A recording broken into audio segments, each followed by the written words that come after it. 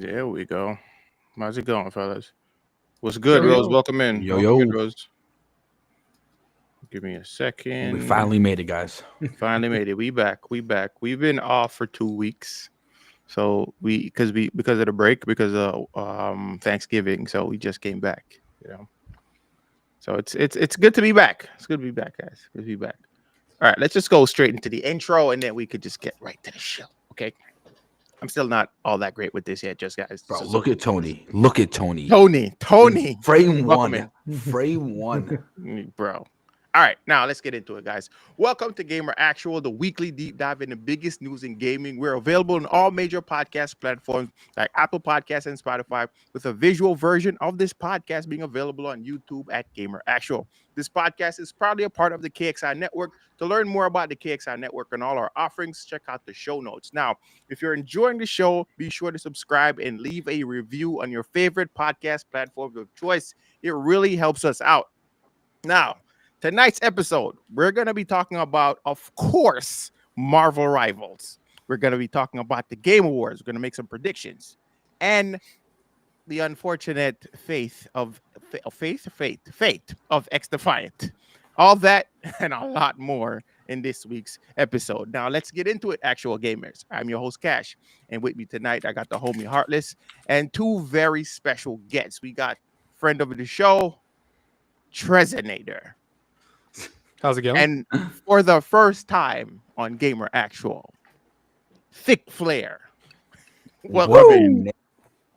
How you going? Can't talk right now. How's it going, fellas? How are y'all? Not too bad. Can't complain. It's going good. How's y'all Thanksgiving? We've been out for a while. How's y'all Thanksgiving, bro? 80 degrees. So down in Florida. It was weird. Damn. Gotta be down in Florida. Just sweating eating turkey. It's not sweating before the turkey. Then you eat the turkey, then sweating after the turkey. It's crazy. It's crazy. Mine was fun. Yeah. I had it was very quiet.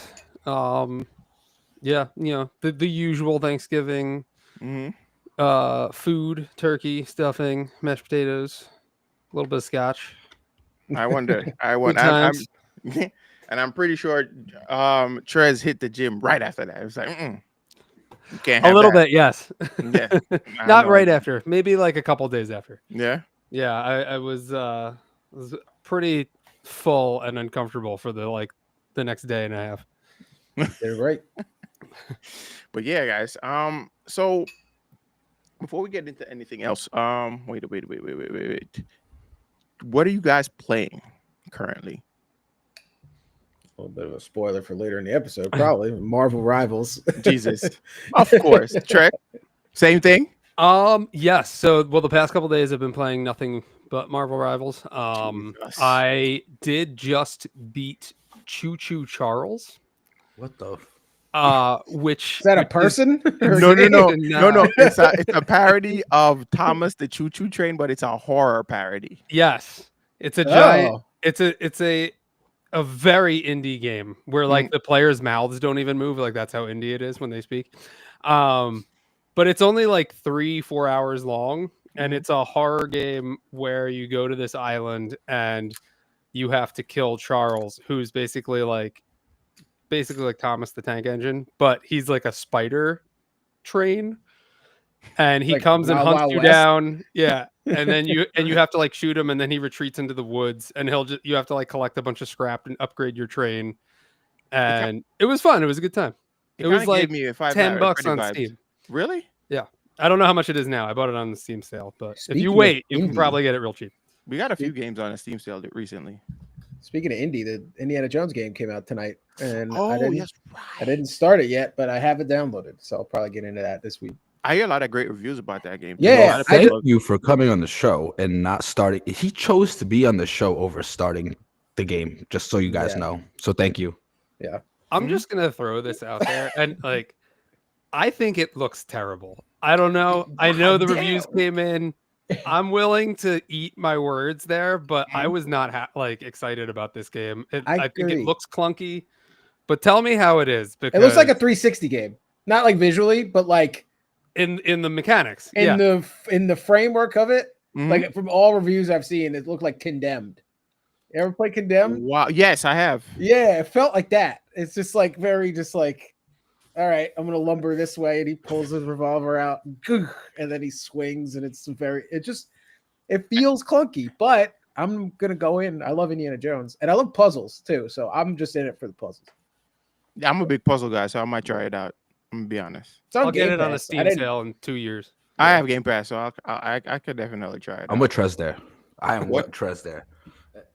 Of course you are, Heartless. Is it my turn to let people know what I've been playing? Yes, please. All right. So I want everyone to tell them that long ass list. Okay, I want everyone to know. I just beat Sonic Adventure 1. I'm playing God of War, not Ragnarok, the first one. The first one, 2018. Wait, like Sonic Adventure, like old Dreamcast Sonic Adventure? Yes, I just beat Sonic Adventure 1. I'm playing God of War. I'm playing Cyberpunk. I just bought Star Wars Jedi Survivor. Jesus. I just bought all of the Batman Arkham games and all the Tomb Raider games. The Steam sales was Steam sailing. I'll tell you that. Oh, you came out of Black Friday Steam sale. That's what happened. Bro. Yo, and have cash in my ear like a fucking devil. I know you want to buy this game. I can see it right now. It's only $13. Bro, I legit told him, like, yo, Control's on sale, but you don't have to buy it. But, like, bro, it's $5. You can't pass that up. Oh, you never played Control? I No. just beat that like a month ago. Control is fun. Yeah, I just It's had nothing weird. to play. That's It's on yeah. my backlog. It's been I sitting love- in my library for a while. I love how weird it is. Yeah, it Yeah. is. The fact that it also ties into, like, the Alan Wake universe was crazy to me. I was like, really? That's dope. It's a whole And the video Max game Payne universe. Yes, it's a whole, like, video game universe, bro. Wait, no way. Wait. This Yes. game Control ties into the Max Payne universe and the Alan Wake universe. Yeah, Yes, and Quantum Break. Wait, so wait. So that means that Alan Wake is tied to the Max Payne universe? Yep. Yes. Wow. Mm-hmm. And I we're think that's getting the first time, right? That's the first, like, video game universe we've gotten. Is it? I think is like there's a really weird BioShock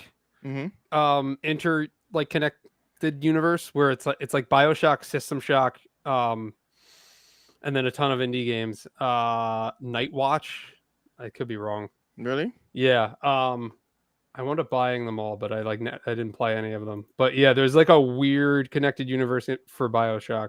I know System Shock takes place like hundreds of years in the future. Thank or something. you, Tony. Thank you, Tony. I was supposed to say that. I got it recently too. So the Skywalker Saga, Lego Skywalker Saga, is free on Epic Games. I got it. I did see that. Yeah, we got the Suicide Squad game free on Epic. Not so bro. long ago. It was for $5 and nobody bought the game. I feel so bad. The game was literally free. I don't feel and bad. That nobody game's not good. No, it's not, bro. It barely even moved in, like, the Steam charts, bro. When that game went for free, nobody played the game. And also, Deathstroke is coming next season apparently, and I'm There's like, a too next little, season. bro. I think they have to fulfill their contract. They have to. I think it's just too little, too late. Deathstroke should have been the first DLC. I'm gonna be honest. If you wanted to restore some kind of good faith, and God damn it, Oh, not let me Mrs. say- Freeze. No, How do we hell no. become this? How do we? That's what become I'm this? saying. Why That's is what it every just time said. I come on this show we wind up talking about I Suicide blame Squad, you. the Justice League? That's exactly what I just said. My I God got my damn it. DC hoodie on. Wow. I channeled it. We cannot escape that game, Heartless. You realize that, What It follows me Deadshot's, around like a bad shadow.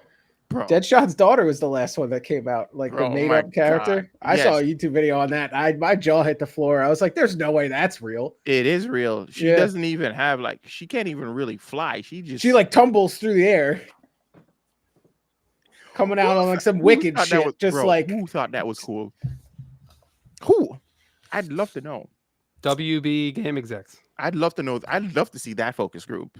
anybody in a boardroom at WB just needs to go, just get Go. out. Yeah. Anything else, Artist? So that was it, right? That's pretty much everything I got going on right now in terms of games. So I recently beat Space Marines with Heartless and Bellow. Shout outs to Bellow Legends. I got in the Steam sale the Lockdown Protocol, Chained Together, Need for Speed Unbound, Star Wars. It's not Force Awakens. What's the one that came out recently? Star Wars Jedi Survivor? Jedi Survivor. Outlaws? No, I have Outlaws. I got it from Ubisoft. But Jedi Survivor, I got Jedi Survivor and some other games I'm missing out. But I'm currently playing Ratchet and Clank Rift Apart. which has been super fun. It feels like I'm playing like a Nickelodeon TV show. Yeah, I can see that. It's a lot of fun, bro. Like you can't even tell the difference between the cutscenes and the gameplay, which is insane. I love it. It reminds me, not like thematically, but it reminds me of what's that game that I love? Psychonauts. It reminds me. Yep. It gives me that kind of like, you know. I can see that. Yeah, it like shares the same like essence in a sense. What are you wearing, Cash? What I'm wearing my Hey. KXI hat, my KXI hoodie, and Very- also, You said that very suggestively. all right, and my KXI tumbler. Go check out the merch store, guys. This man got Cash, have you everything. played Chained Together yet?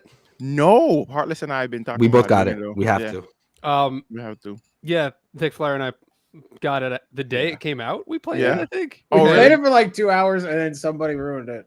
Well, We got, was we that went me? up real- Was it me? yeah, oh yeah, it was. I don't remember. We got really, really high, and then we fell Went- all the way down to the bottom. And we just You like, couldn't stopped. do it again. You We couldn't were do it like, again, we're right? not doing 2 hours of that again. We Yeah, and we turned never it off. touched it again. Damn. It was a fun 2 hours. It was How worth much? the $5. It's 4 players, right? Yeah, Yes. Y'all want to play with us? I'll do it again. Sure, yeah. It's been long enough where it doesn't feel like I did it. Like I didn't spend that amount I of. feel my like it only life. gets harder with 4 people. Oh, yes. yeah, Oh yes. yeah. You have to have one guy like do the rhythm of it, like 1, 2, 3, jump, 1, 2, 3, jump, and everybody else has to like shut up. Otherwise, everybody's going over. That's too funny. Yeah, there's Yeah. like traps near the top too. That's what happened. We weren't near the top.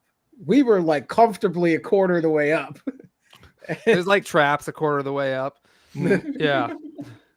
Lockdown Protocol is something I'm also looking forward to playing too. It's like Among Us, but in first person.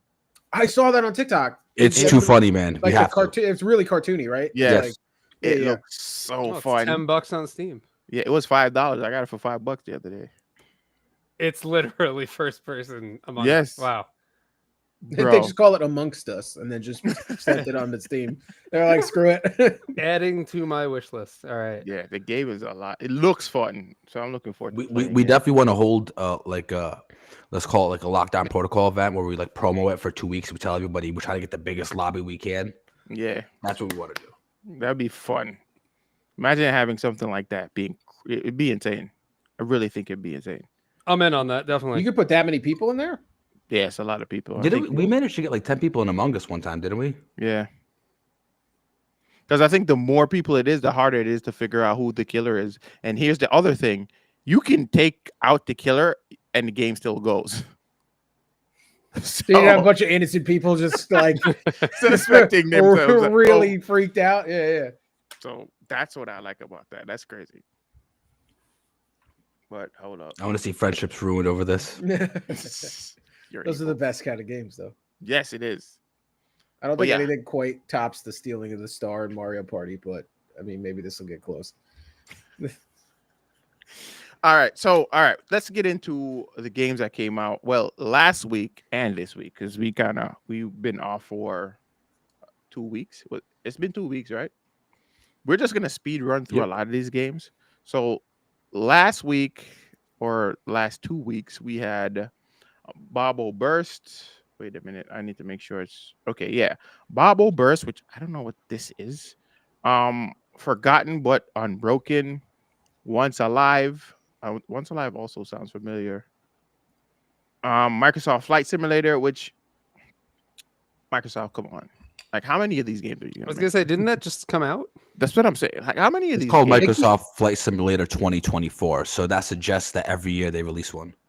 Yeah, Taking They're- a they're page pretty out much- of they're pretty much EA's playbook there. and they used to do Forza every year as well, and then they started to do Forza, then Forza Horizon, because they split the studio. Stalker 2, Heart of Chernobyl, IHAS, Locomotive, On Your Tail, Servernaut. I don't know what these games are. Like, a lot of these games seem like This sounds like a very trailer indie. that's from a Game Awards show. right, Like it does the big one at the top, and then there's a bunch of stuff. You're just like, what is this? right. Genshin Impact came out for I think Xbox. For Xbox. I didn't even know that. I kind of missed that one. but I'm not that big of like a Genshin fan. I don't really play games like those, to be honest. Jolty J has been trying to get me to play Withering Waves since Wuthering forever. Waves. Withering Waves, either whichever case. And I have it installed, but I just haven't checked it out yet. But I will. I It's made like a promise. 100 gigs and you haven't played it yet? That's crazy. Yeah, imagine that. But I played Marvel Rivals. Let's move on though. On your tail, I said Spirit of Menace, Spirit Mancer. My bad. The Devil Within. This is something I don't know. Let's check this out. So it's on PC, PS5, PS4, Nintendo Switch, Xbox Series, and Xbox One. But not much details about it, which is crazy. A game is out, but nobody has real details on it. I've never really seen that before. So it might be an indie title. You know what we're gonna start doing? Very moving positive forward? on Steam.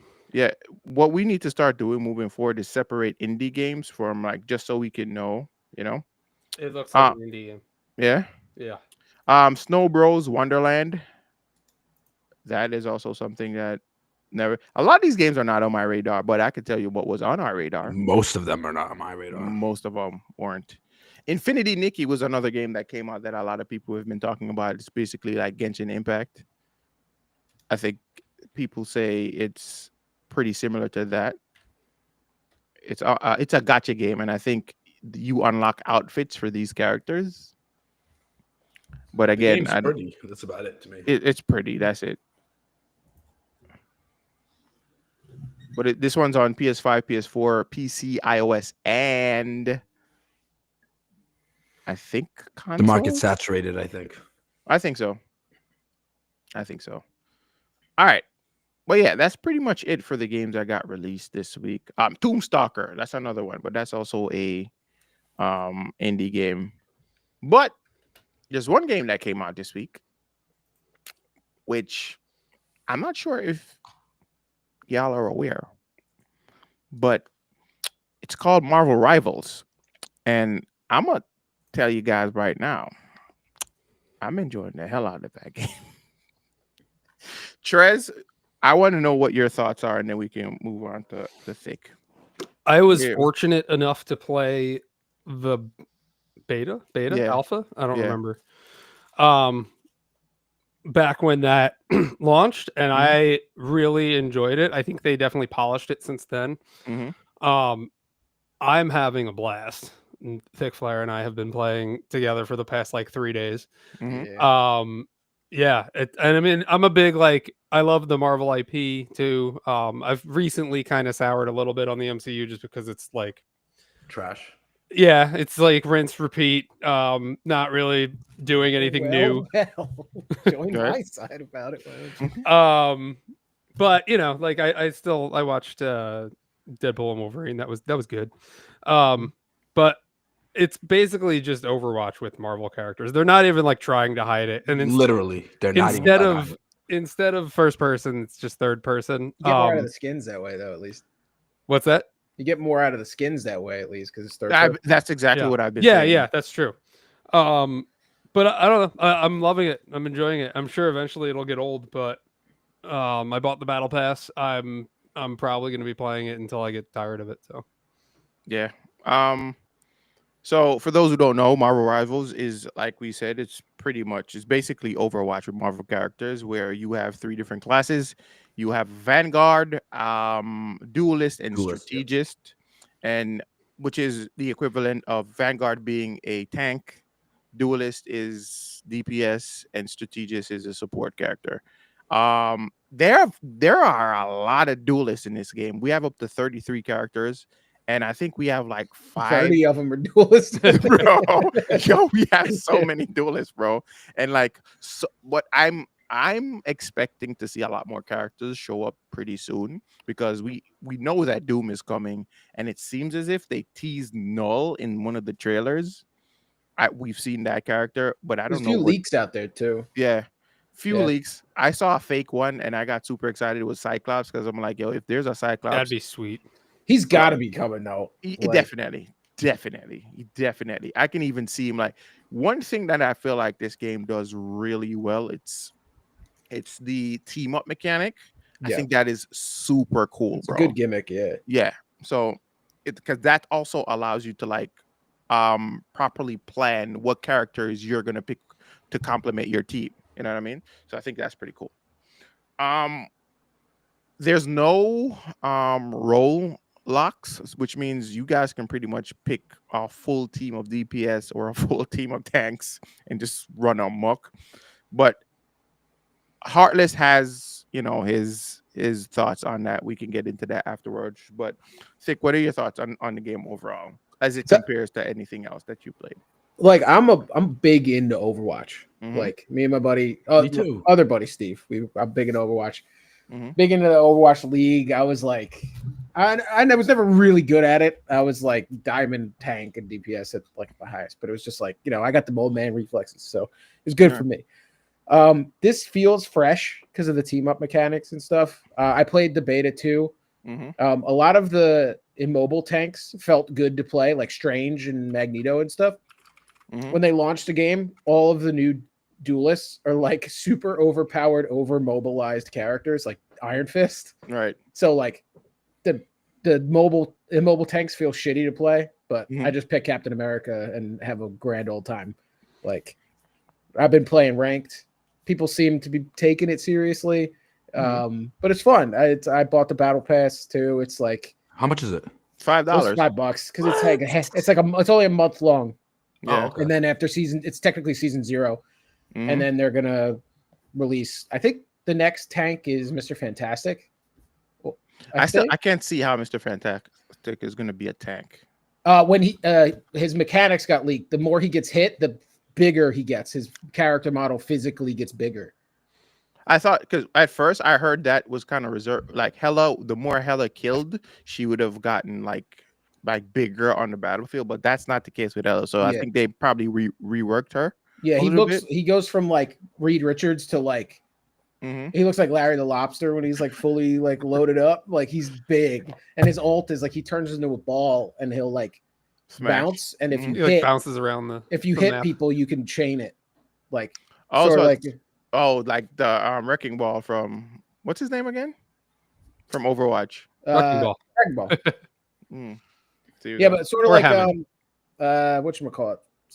Winter Soldier's ult. Like if Mhm. you could reset it and keep Yeah. going, it's like he just turns into a big rubbery ball, I think, and bounces around. This is at least what I saw online, so it could be totally fake, but Yeah. So yeah, let's use allegedly. allegedly. That's allegedly. Yeah, I saw You like know? a Blade model that like Yo, could- if could- Blade, bro, listen, I'd be he's super confirmed to excited. be coming. Yeah, he Yeah. was in the leak.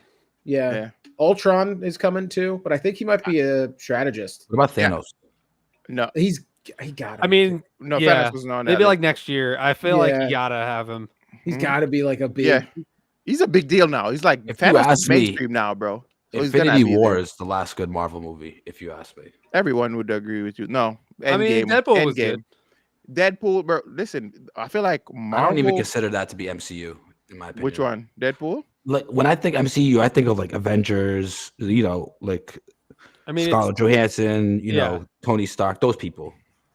it's But listen- technically in the MCU, It but is it's really like technically a in the closeout MCU. of the X-Men universe. Yeah. Now this one, Deadpool and Wolverine is actually canon to the MCU. I love the fact that Deadpool clowns on Marvel, and it's like, welcome to the MCU. By the way, you're joining coming in a at bit a of a low low point. point. Yeah. I feel like these Marvel movies, since Endgame, they are Mhm. strictly theater-based experiences. Because I went into Multiverse of Madness Mhm. and Deadpool, Wolverine, loved them in the theater, and then I would go back and watch them, and I'm like, I don't enjoy this as much. Right. But it's like you have to see it with everybody because like It's a Blade better shows up, and everybody's like, "Fuck yeah, it's Blade!" And then Bro. you watch it at home, and you're like, "Oh, Blade's coming!" Like it just feels, Yeah.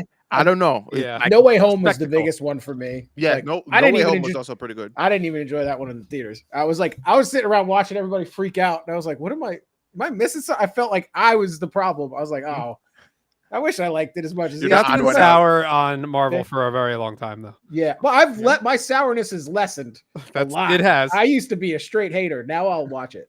At least he admits it. Yeah, Right. I got the Zack Snyder Justice League hoodie on and everything. So you're a Snyder guy. Okay, Oh cool. yeah, You're one of those people. I'm one of. Just kick me out. Listen, I actually like the what he did with the Snyder Cut though. The Snyder Cut was actually pretty good. It Yeah. add more to the story. Yeah, Yeah.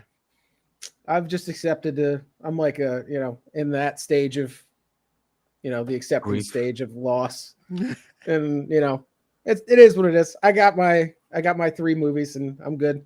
Yeah. Speaking of DC though, Creature Commandos came out this week. The first episode. Oh yeah, I'm. There's a show? There's a yeah. show. I didn't even know about this. Like a If- live action show? No, it's not live action. It's, Oh, okay. it's an animated show. If James Gunn has one hater, it's me. If he has no haters, I'm dead. Like he's like literally the worst person for me personally to take over this stuff that I love. So I've been like completely shutting. I've had horse blinders on to anything DC related for a very long time. I got a question for Thick. Mhm. Yo. How did you feel about the Flash movie? Oh, it's god awful. Wow. Yeah, Oh, Am I the only one that enjoyed it? I think I didn't think it was bad, but I What- thought that the CGI was so bad that it like really took me out of. It was a Looney Tunes movie. episode. There was literally like slipping feet sound effects, like whoop, whoop, whoop, whoop, and it was just like, I'm like, what are we doing here? He got his fucking. He's talking about being a virgin. He's wearing a red condom. Like it's just so. It was so weird. Like I felt like they were doing it on purpose to kill off any interest in that, like anything that was left. So they can yeah, just like move on. absolutely Get away just from the make it. actor? Yeah, people are gonna be like, oof, that was rough, and then they'll That's go watch crazy. something. I loved the movie. Did I anyone even loved it. see Aquaman, the last Aquaman? I didn't watched mind it.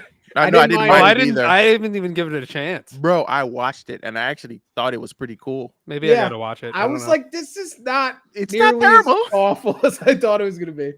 Yeah, I actually like the dynamic between him and his brother in that. It was more like Yeah. a buddy cop kind of situation. Yeah, so because it's cool. I could accept Aquaman being a little goofy, motherfucker Yeah. talks to fish. Like I don't. I think like, they I- allowed it. They allowed Jason Momoa to kind of let his personality kind of shine a little bit Yeah. more in this one because he was very like, he was the straight man. Let's keep it real. He was like the serious guy in all the other ones, like kind of sorta, you know. But You know what? It ain't no Wonder Woman 84. So, yeah, no, let's not even talk about that. yeah. Ugh. We'll get off track. Let's get back to games. But yeah, also by the way, this game peaked at it within 24 hours. Marvel Rivals. Let's get back on topic. Peaked at 4,400,000 concurrent players on Steam, bro. Damn, That is insane. that's just Steam too. That's I just said Steam. it to Thick before. I was like, Marvel's gonna make so much freaking money with this game, Mm, and Yes. yeah, it's gonna be. It'll recoup for Maybe. all of their movie losses.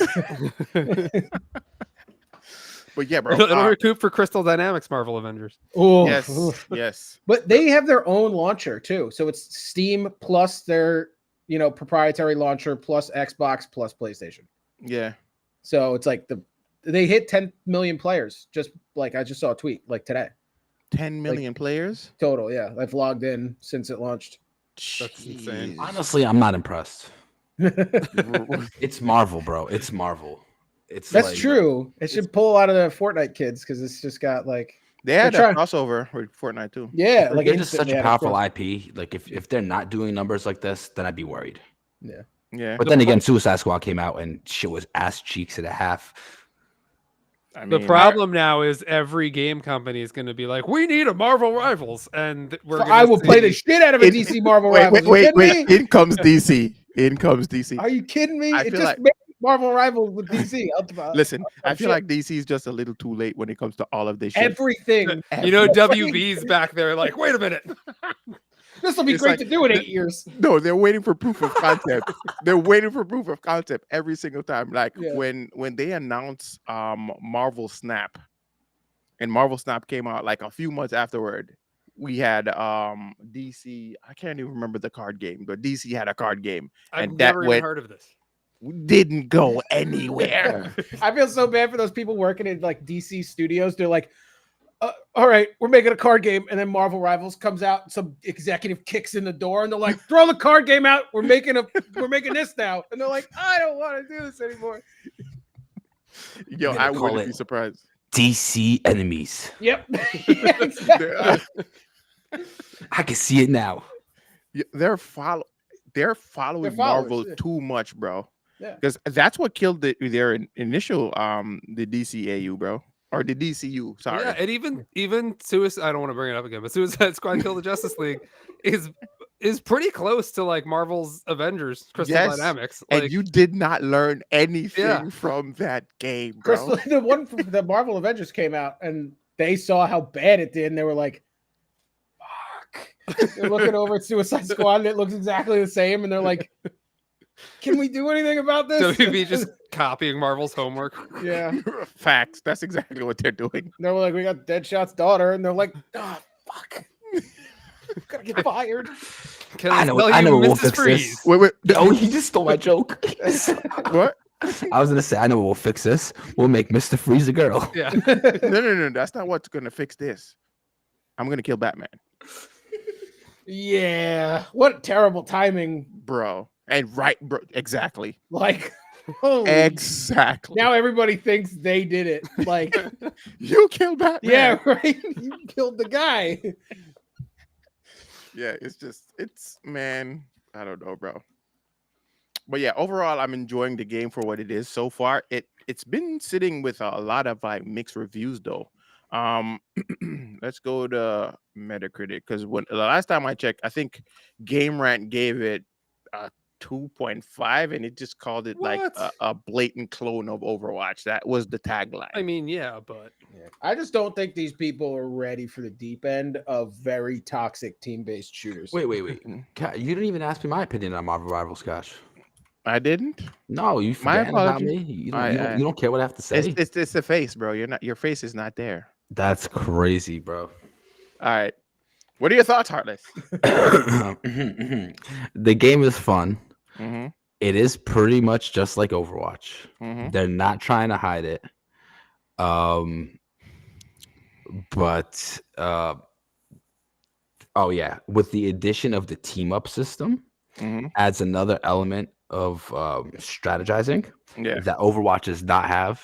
Mm-hmm. And I think that's pretty neat. Today, I noticed when I was playing that Magneto, when he plays with a specific character on your team, I don't know who it was. It looked like Wanda. Yes. When he Mhm. plays with Wanda, he gets swords.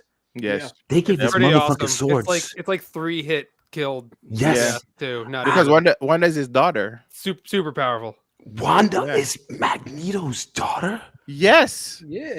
Wait. Wanda Maximoff. His name. Hold on, let me get Wanda. this straight. Wanda is and the girl Pietro. from the Avengers with the red powers. Yes, Wanda and Pietro. Quicksilver's his son. Quicksilver is his son.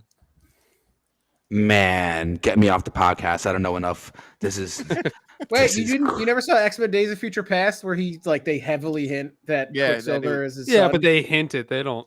Yeah. All right, they might as well send you a written note about it. Like, Right. it's so, Yo, that means the Avengers alone makes the X-Men canon. You don't even need Deadpool for that. Am I No, wrong? no, yeah, but Different universes. yes, but at the time too, they didn't. don't It was a loophole that they were able to have Wanda because they're not Marvel's didn't have the rights to have our X-Men. future X-Men characters in their movies. so they couldn't call them mutants. Exactly. So, which is why they also pushed Inhumans a lot more than they did mutants. Yo, it went as far as to trying to downplay even X-Men like stories in the comic books. Like they legit didn't want to push X-Men, Fantastic Four, nothing that Marvel had like any control over. They tried to kill those in the comic books to focus And on other characters in characters. games. Didn't Yes. like whatever the Marvel vs. Capcom that came Yes. out around No that time, X-Men. like had no X-Men in it. Yeah. No X-Men were in there, bro. Just because of that. Because Marvel can be well, I get it. It's business at the end of the day, but like, damn, son. You know? But yeah. They We're were just gonna make like a Magnet Man comic and just make one that remake Right. Magneto. because We have Magneto at home. yeah, exactly. Because the thing is, Wanda and Pietro, they were a part of the Avengers. So I think that's why they were able to like have them in the movie. Because they were That's part of it. crazy. I Yeah. did not know that. Thank you. There's a lot of crazy rights issues, bro. Even the Hulk. The reason why you haven't seen a solo Hulk movie is because Marvel doesn't have the right to Hulk. Yeah, it's That's Universal. why it's Universal, which is why they're always like tacking him on to like other like projects. And they didn't call her Scarlet Witch, and they didn't call him Quicksilver. No, they just called They him by just their couldn't. actual names. Yeah. So yeah, bro. Wow. Yeah, it's a lot of. It's funny down here when you go to Universal Studios, they still have rights to like they have a Marvel land in Universal Studios. Still, and, yeah, because they can't add anything to it. They could just like upgrade, like not upgrade, but like upkeep the stuff. But they sell like Disney branded Marvel stuff in there, Universal, because they have the merchandise rights. That's crazy. As long as it's like the Avengers, like Thor and Tony Stark, like any. But they don't have like Guardians of the Galaxy. So you have Guardians of the Galaxy in Epcot. Right. But you have like Avengers proper in Universal. It's weird. Yeah. Because they Universal had Namor too. And I think Marvel got he's above the bathrooms in Marvel Superhero Island. He's like swimming above the restroom side. So yeah, it's the rights issues in these things is crazy, bro. Because it was back in the 90s when Marvel was going bankrupt, so they had to sell off a lot, everything, bro. Didn't they sell off Spider-Man too? Yeah, Sony has Spider-Man. Yeah. So yeah, but going back to Marvel Rivals again, we keep just but let me see, it's sitting at a 70 on Metacritic. What do they know? I'm saying because it's more about the fans at the end of the day. Like, what are fans fun with it? Yeah, like I feel like we've gotten to the point where a lot of people, they'll listen to what critics have to say and probably take some of it into consideration. But I think we're kind of in a time where people don't fully like take their word as gospel anymore. Yeah. They're more likely to listen to like guys like you and I, like regular people that are not a part of the industry per se, if that makes sense. There's a lot of avenues you can like collect information from, rather than just like back in the day, you turn on Judgment Day on G4 and you were like, what does Adam Sessler have to say about this? And then if he says it's good, you get it. If he doesn't, you don't. You don't. Or you get a magazine, the Game Informer or whatever. Yeah, being free to play helps a lot too. Yes, because it's like, I'll just download it and try it out. Yeah, there you go. I mean, Overwatch won Game of the Year, and if you played Overwatch at launch, that was like almost unplayable. You had like 6 Torbjorns in like first 6 Winstons, and it was just like, it's not fun. Like Overwatch Classic just came out, and I played it once. And I was like, oh, this was bad. Yep. All right, so the critic score is 72 and the user score is 7.6, making that about 76 to 80, right? About that. I feel like these games, like the mechanics are for like you rate them like a typical like single player game and stuff. It's like, I don't know, it's like everybody's literally, the experience changes from game to game. Not only that, this game is going to evolve over time. Yeah. This game is not going to stay the same. Like, the more characters get added, the more this game gets maintained. It's going to change. Eventually, this kind of launch was pretty decent as far as content, a strong launch, especially when it came to like the lobbies. I had experienced no wait times, no crashes either. It was really like infrastructurally sound. Like they said, we're launching at 7. It came 7 o'clock, and we were in. Like what? I need to know what they were doing, bro. Like, Overwatch 2, I sat in a queue for like an hour to get in when it launched. Jesus. So it was like very like the nerd in me. I'm like, oh, their back end server. It's that Disney money. Exactly. Yeah, for real. Like the game's technically sound. Yeah. It's pretty damn good. In this day and age, should give it a lot of points because games come out and let's not go down that path, please. Let's not give games credits for actually doing their job. It's sad that we should, or we are. All right. So I think we should just demand that we don't accept any less. Yeah. Yeah. All right. Cash, sorry. I have a question for you guys. Who do you got? Because I've been asking around. Like, who do you guys think is the most broken character currently? Iron Fist. Yeah, I agree with that one. Really? Yes. I've seen a video on him. He's unkillable. What about Venom? He has a triple jump. And no, he has what Venom has, where he gets his health back. He has that. And he can heal. Yeah, that's what I'm saying. Also, Venom has a bigger hitbox. So, like, if you have a Penny Parker, her right click like webs people. So if you web him, Iron Man's right click burns his shields down super fast. Like you could scheme around a Venom. Like Iron Fist, his hitbox is this big. He jumps behind you. You just hear some Chinese yelling, and you just green fists, and you're just like, I'm a tank, and my health bar disappears. Like he kills people too fast, and he's unkillable. Yeah, he has a defense move too that like blocks all incoming hits, and it increases his health when it happens. Yes. Yeah.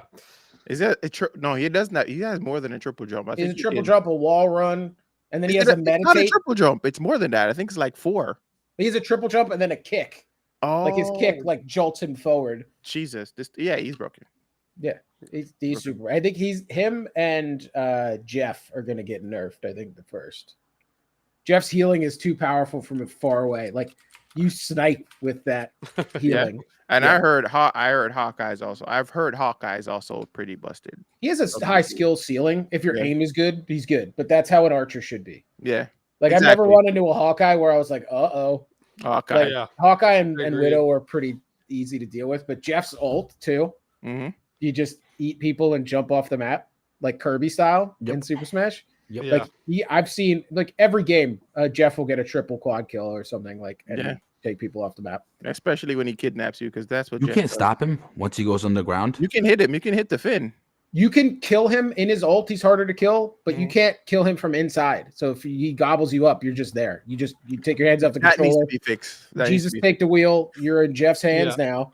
And if he wants to go off the map, you're going off the map with him. And like a lot of people would just spit you off the map, and you have kind of some air control to get back, or if you have a movement ability.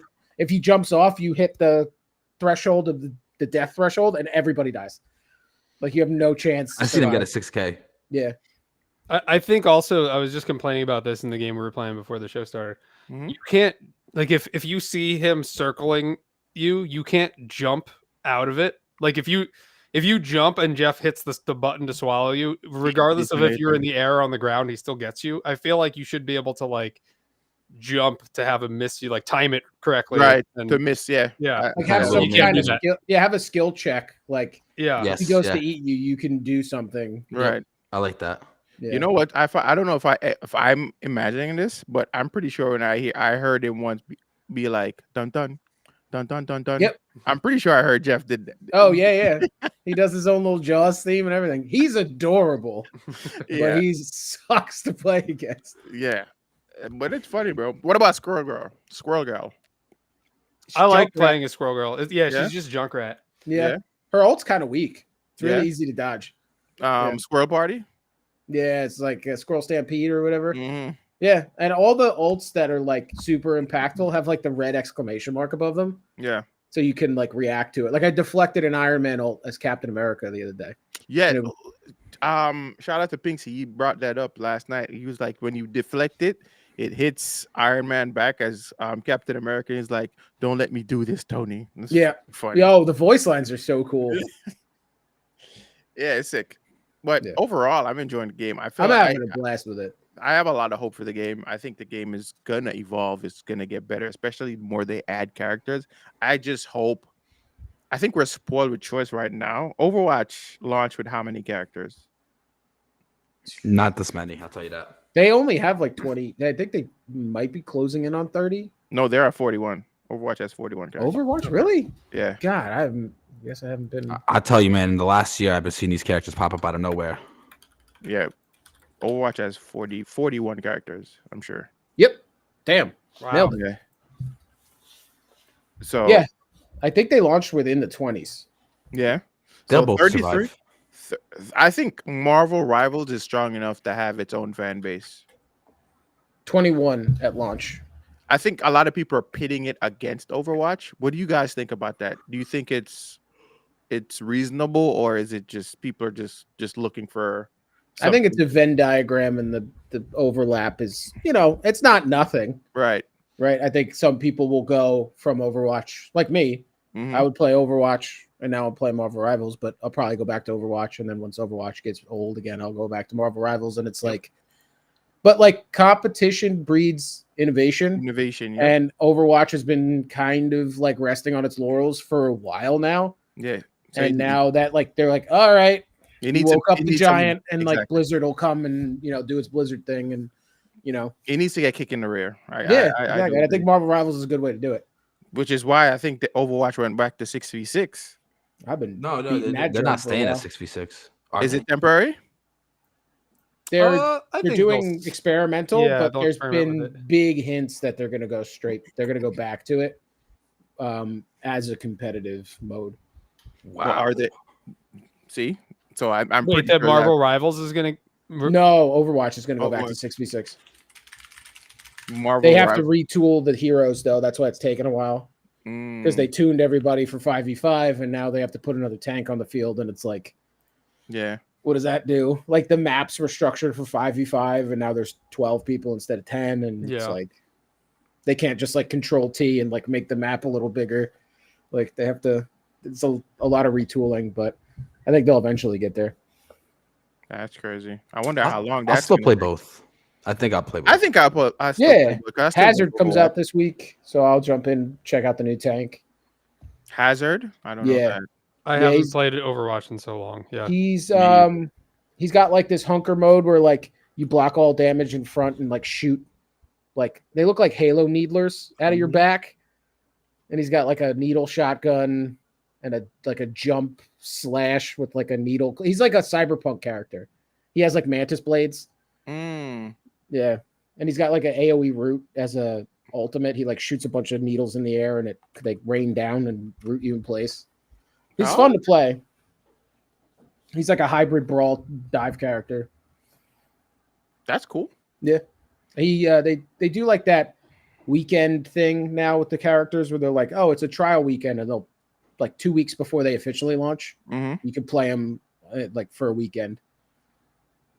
Okay. So who do you think is going to be your main for Marvel Rivals, like your long stay main? Oh, so Flair's a cap. Trez, how about you? I'm also, I have the most amount of hours on Captain America. Oh, you queued that up so fast. Yeah, he's just great and very satisfying to like that shield noise is so satisfying when you get a kill there. It sounds like you hit somebody so hard with a dodgeball. Clong. But outside of him, my main for DPS is probably Hela. And then my main for healing right now, I can play almost any of the healers. I actually like all of them, but probably Cloak and Dagger. Strategists are really, really well done in this game. Really Yeah. well done.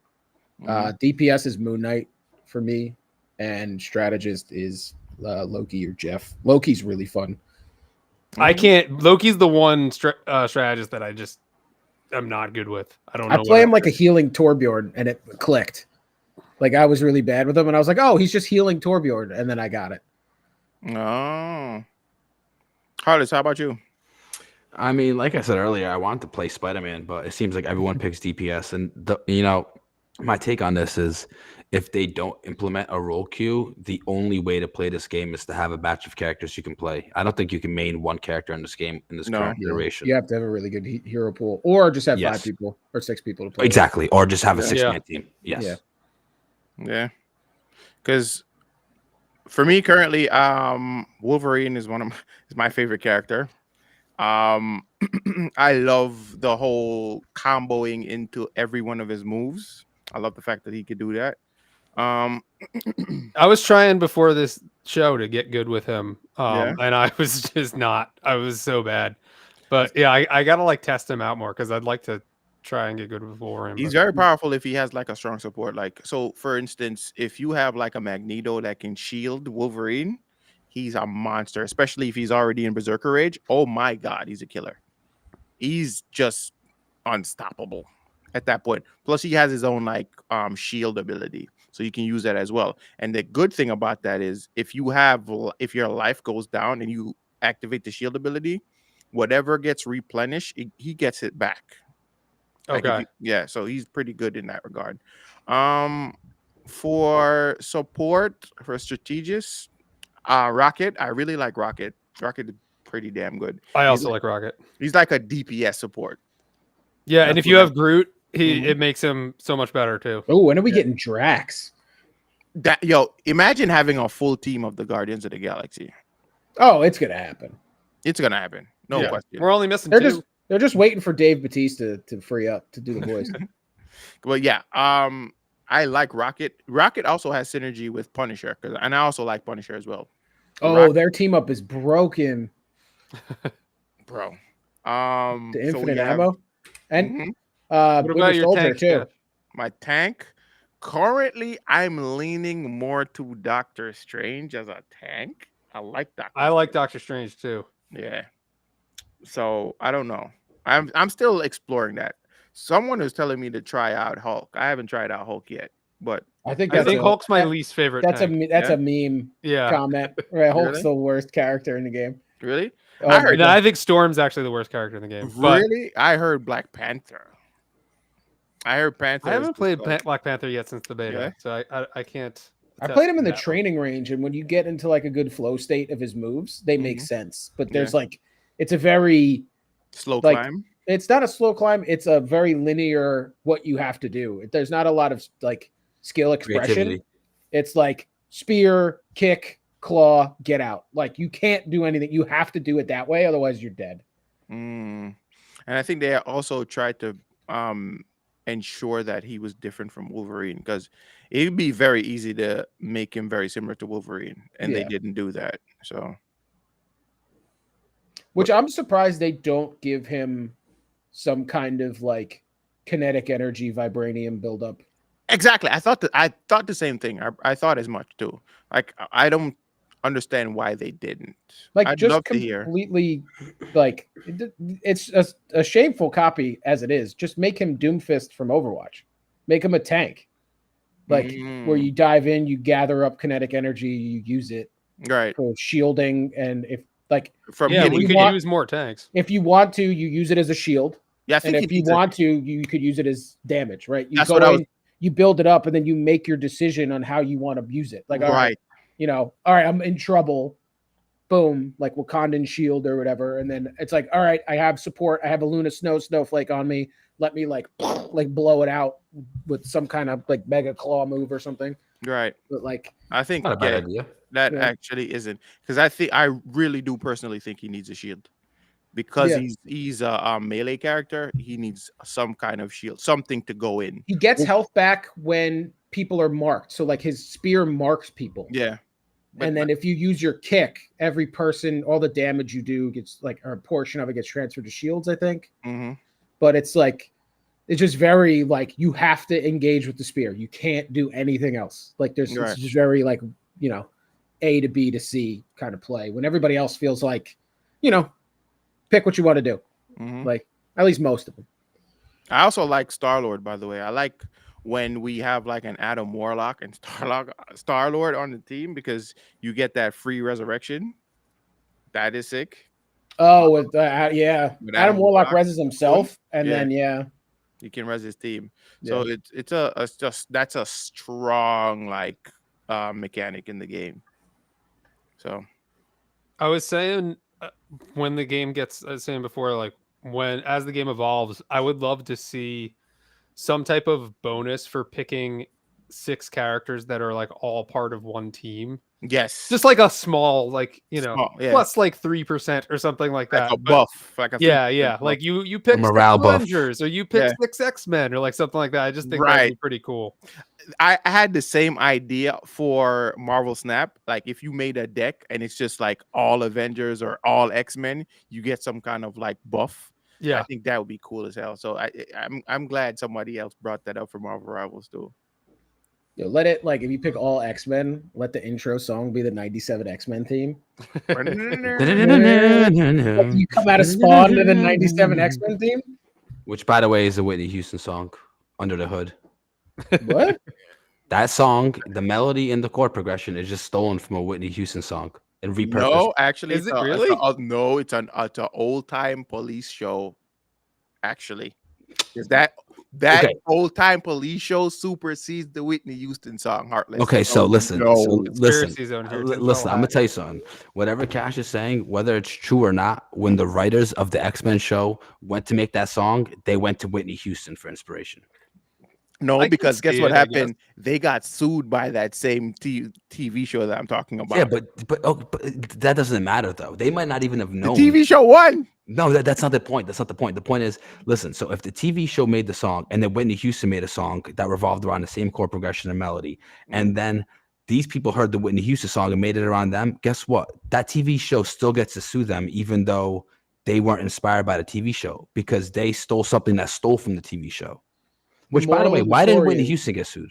I was gonna say the moral of the story is that TV show is way too scared to go after Whitney Houston. Exactly. They're like, "Nah, I'm good. You can have it." She sang the shit out of that thing. But yeah, I heard both of them. I heard that the same one that he was talking. Whatever you want from me, that one. Yes, that's it. One. That's it. Oh yeah.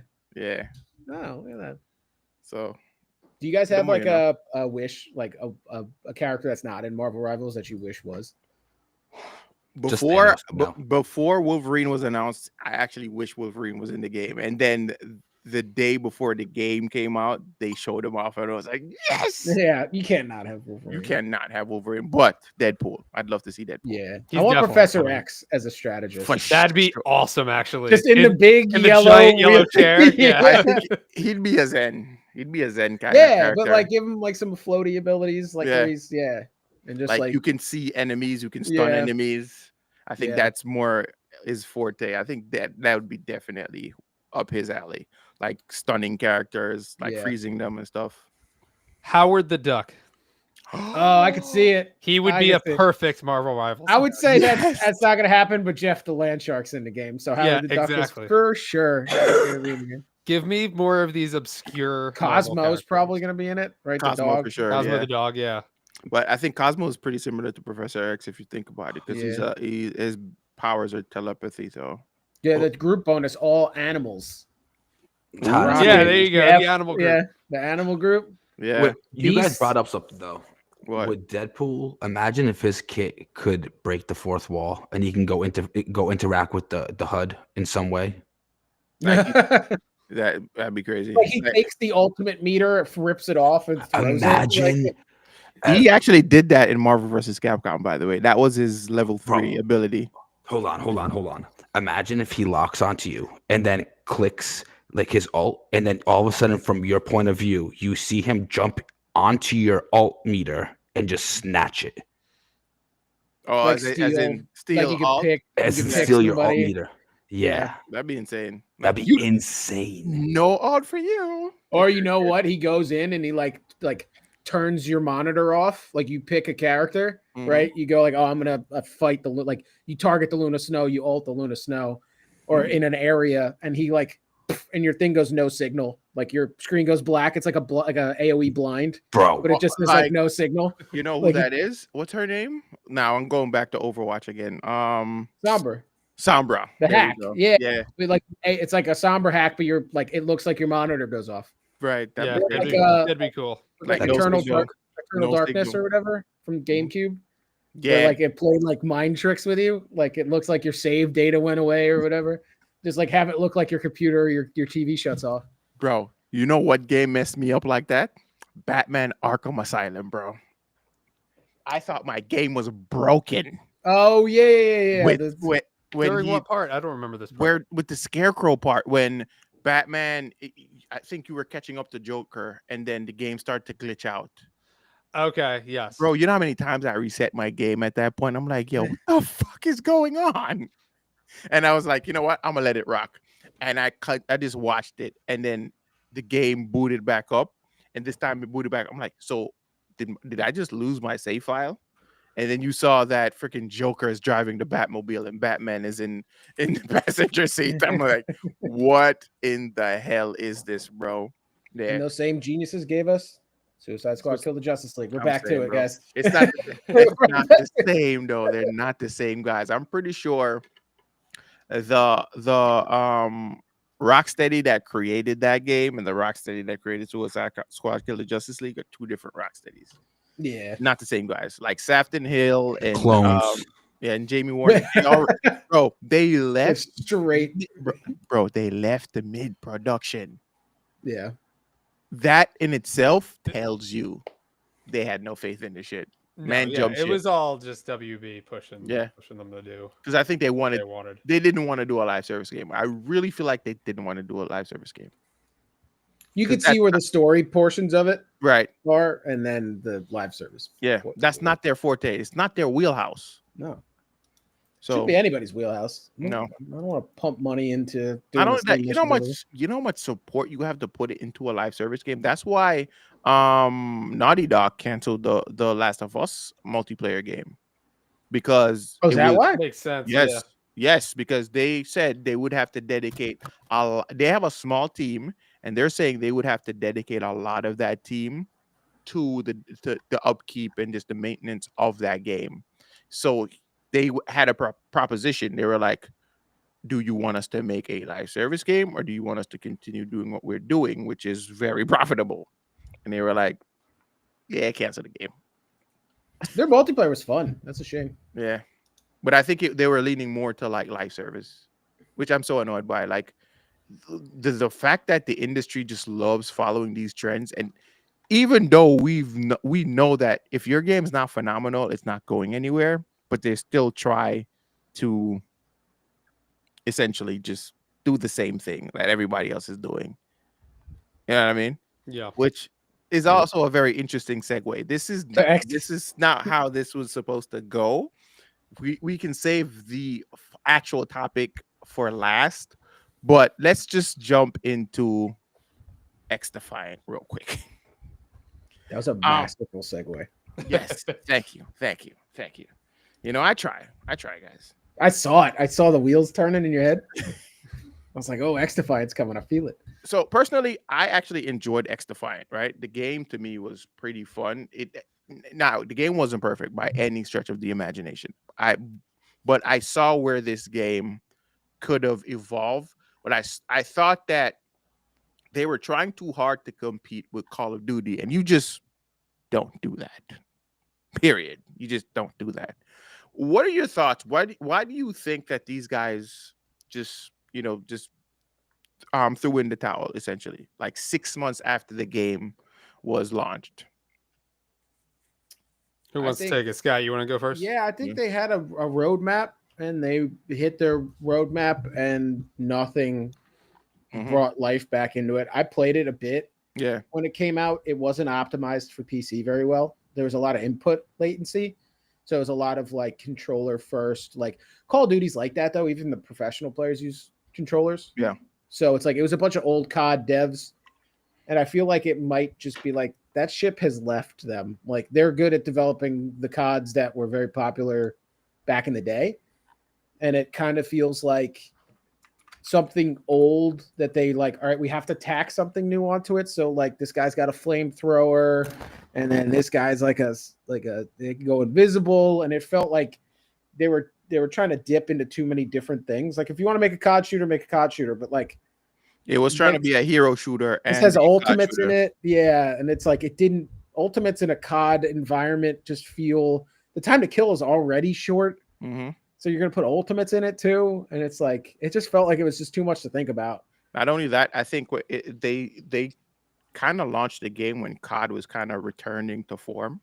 Yeah, it came out very close to some COD release or something. Yeah, Black Ops 6. Ops 6. And people saw Black Ops 6 and fell in love with Black Ops 6. Yeah.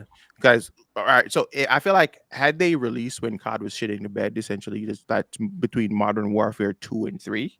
If they had dropped at that point, I feel like they could have gotten a lot more traction because a lot of people were looking for a supplement for COD at that time. Well, they had the early access for it around that time. Mm-hmm. And I played it back then, and they were like, all right, we're taking it down and we're retooling it. Yep. And then I enjoyed it then. Yeah. And then I didn't hear about it for a while. And then it literally launched like the day the Black Ops 6 trailer dropped or something like that. I remember like it was very like Call of Duty and then XDefiant, and then Call of Duty came out and it was just like nobody cared about XDefiant. I don't know why these devs make these decisions like this, bro. It's bro. so mind-boggling to me. They weren't expecting Call of Duty to get their shit together. You might be right. That actually, you might have a point. They there. thought that Call of Duty was losing it and they can encroach on the space Mm-hmm. and take it from them. And then Call of Duty was like, you know what? Let's get our shit together this year and release the game that people actually fucking like, which is crazy. Right.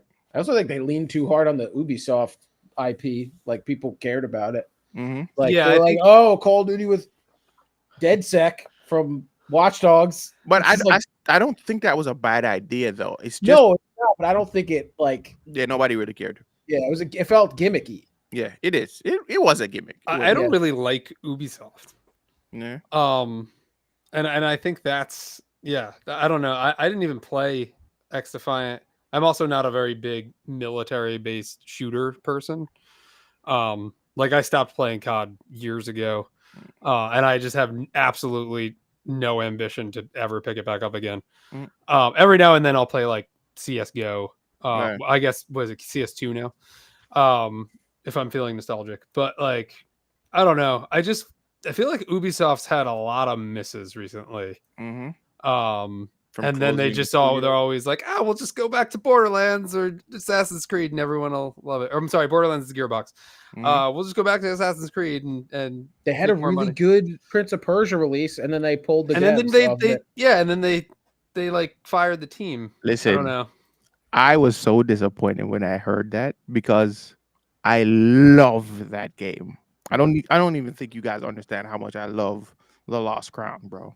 Prince of Persia Lost Crown. It got good reviews too, didn't it? It's their best game this year. Yeah.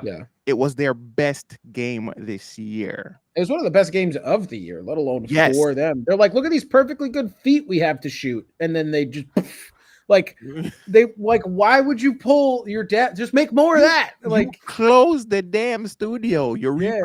So they're gonna be working on a Rayman game, and I think they're moving the rest of the team somewhere else. Yeah. And I'm like, bro, but you can tell that the devs for Prince of Persia Lost Crown really loved the IP, and they put a lot of work in that game, bro. The game was insane. It was phenomenally done, and it was a side scroller. Yeah, a side scroller, some, like open world Assassin's Creed game. No, they're working on Rayman. I think Rayman and I can't remember what other game they said they're gonna move that team to. Don't they have like 6 Assassin's Creed games in the development in the pipeline? Yes. Yeah, because they take so long to make, so they just they start just like back to back. They start so far out. Yeah, and that's also one of the reasons why they pushed. What's that one? Too much too. What do we need one every year? No, you don't. Like you don't. And they're like 200 hours worth of content. Like, that's the other thing. I stopped playing Valhalla because I was like, this is a lot to do. Like, I've beaten every Assassin's Creed up until Valhalla, and I have it, and I've never played it. Just because I was like, Odyssey, I'm done. Because you get to a point in Odyssey where it's like, you have to go grind now. It becomes a chore. Yeah, you can't continue the story. You're not high enough level, and it's like, bro, I'm wearing sandals. I got a spear on my back. What are you talking about levels? Just let me go up the hill. Right. Like, I want to see what happens. And I was like, I'm not grinding 12 hours to get to level 43 to figure out what's in the thing up the hill. Like, it's just like, it's too much. Yeah. I have a personal grievance with Assassin's Creed in general, because Assassin's Creed is the reason why it took so long for us to get another Prince of Persia game. Yeah. I mean, the core Assassin's Creed games were good. Yeah, they were, but I still didn't like them. Yeah. Just because. Before they became RPG ish. Yeah. They're doing the remake of Prince of Persia, or did they cancel that? No, they're apparently they're still working on it. But they gave us an image, a 5-second trailer. Yeah, I saw something about it. Yeah. The game. We're still working on the game. Yeah, they're like, don't worry, guys. It's one guy in a closet somewhere, just like frantically trying to make this game. Yeah, I don't know. It's just Ubisoft has gotten a lot of L's this year, and I think I'm not sure, but I think they're in some kind of discussion. This might be a rumor about like kind of just like selling off the property. I could see it getting swallowed up by something. Yeah, Assassin's Creed. No, not Assassin's Creed. Just like selling Ubisoft. In Oh, general. Ubisoft. Yeah. Yeah. So I don't remember what studio, but I know I read it somewhere. I should have saved that for the document, but my bad. If I find it, guys, just go follow me on Twitter. I'll repost it. But yeah, it's been a lot of L's. Like Star Wars Outlaws, I thought it was decent. It wasn't a horrible game. Like It just released a big patch for it though. That's yeah, supposed to but like fixed everything. yeah, bugs aside, the game to me was a good game. It was a good game. It wasn't an amazing game by any stretch of the imagination, but I had fun playing the game. They really build it as like this is the Star. If you want to go anywhere, you could go. And I was like, sweet. I want to like go fly around Coruscant or something. Kind of could though. Yeah. But But like, and I was like, they're like, it's Starfield with Star Wars, and it Right. was very much not it's that. not. Which might have been a good thing because Starfield with Starfield wasn't that. Wow. They just launched a freaking rover for Starfield, and I saw people got excited for that. And I'm because you can actually drive around the planets now instead of like taking 4 hours to walk. Mass Effect launched with that. I'm just saying. We got that day one with Mass Effect. Mass Effect 1, that thing just like bouncing everywhere. That thing, it was the best. You could not control that thing if your life depended on it, but it was there. It was there. You had it. Yeah. Right. Danny said, I follow you, Cash, and I seen you tweeted your excitement about Suicide Squad. You're lying. No. Go get the receipts. Right. I want you to prove that, Danny. I was very excited for it. I won't even the gameplay launch trailer. I was like, no, that could be good, guys. And I was trying to convince myself. The trailer, I saw the trailer. When I saw the trailer the first time, I was like, this looks kind of cool because it kind of just like felt like the movie. Yeah, and the cinematic trailer. Yeah, the first one that came out like DC Max event or whatever. Yeah. I was like, hell yeah! And then it came out. It was like it's this bouncy rooftop hero shooter, and you're like, bro, cool. I did because we beat the game. I beat the game in like 2 sittings, and bro, the story mode had like a bunch of like carrier missions. About 5 carrier missions, bro. You're just escort missions. Yeah, we have to escort and I'm like, bro, where's the rest of the game? It's a bunch of like rescue missions, escort missions. This is all that.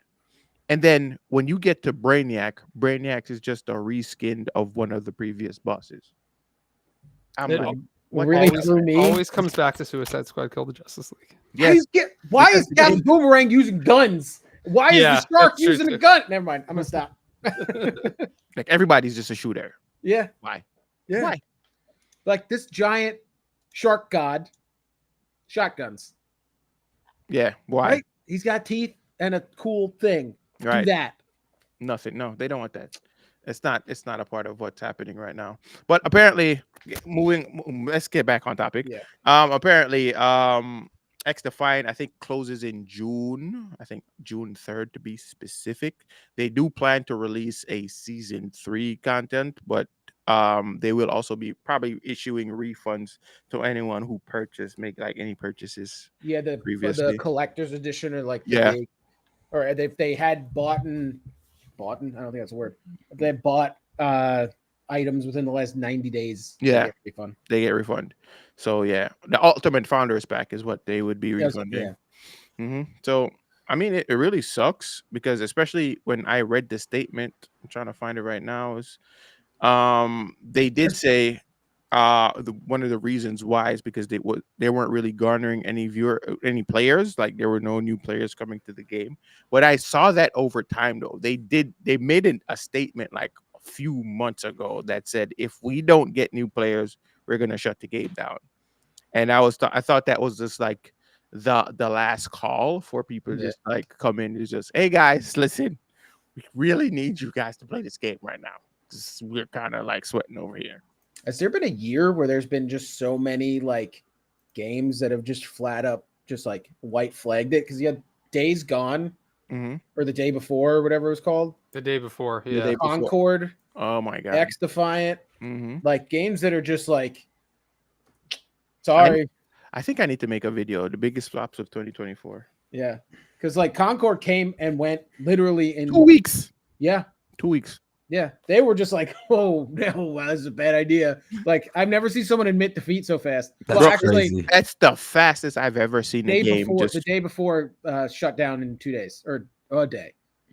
Yo, you know what's crazy about the day before? I was so excited about the first one, the first trailer, the first like gameplay trailer. So hyped about that.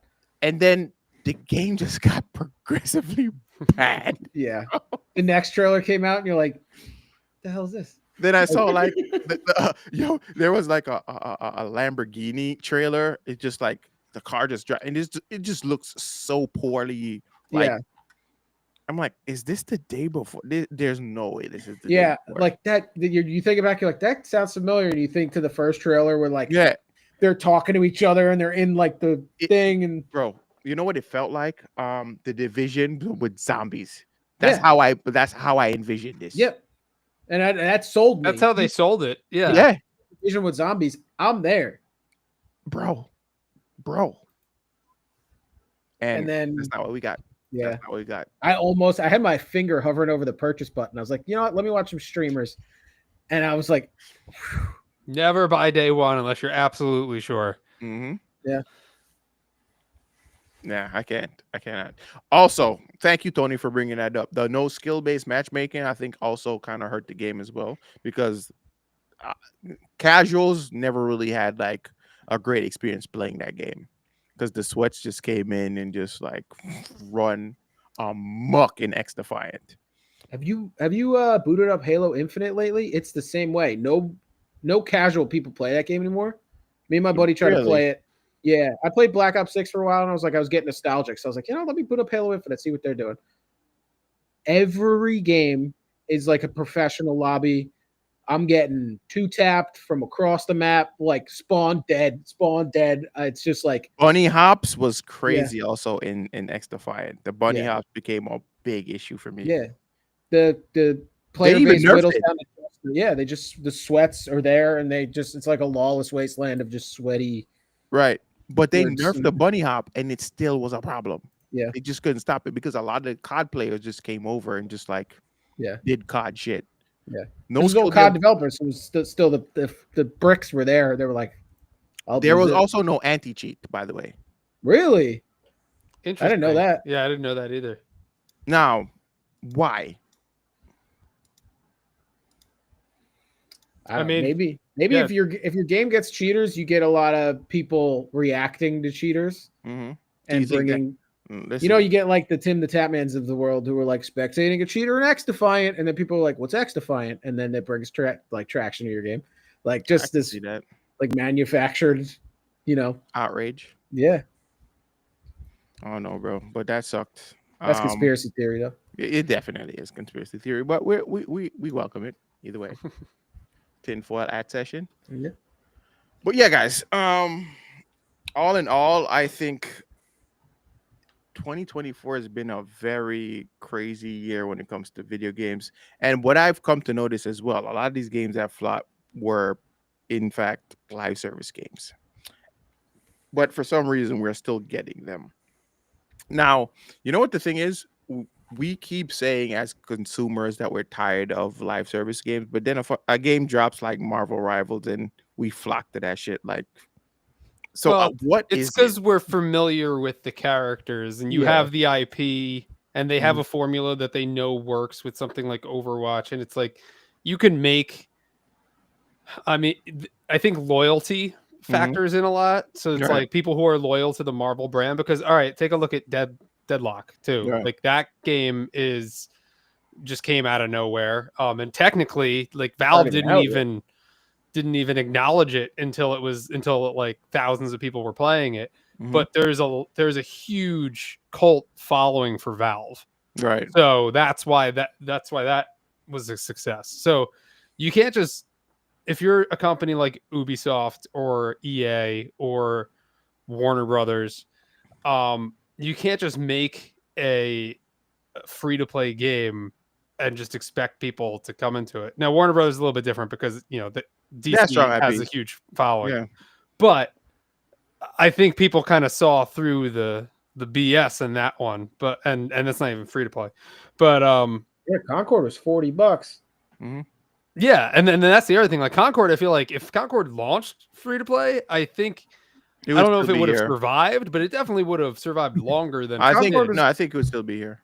Concord was like, give me $40 and also go care about this vacuum cleaner.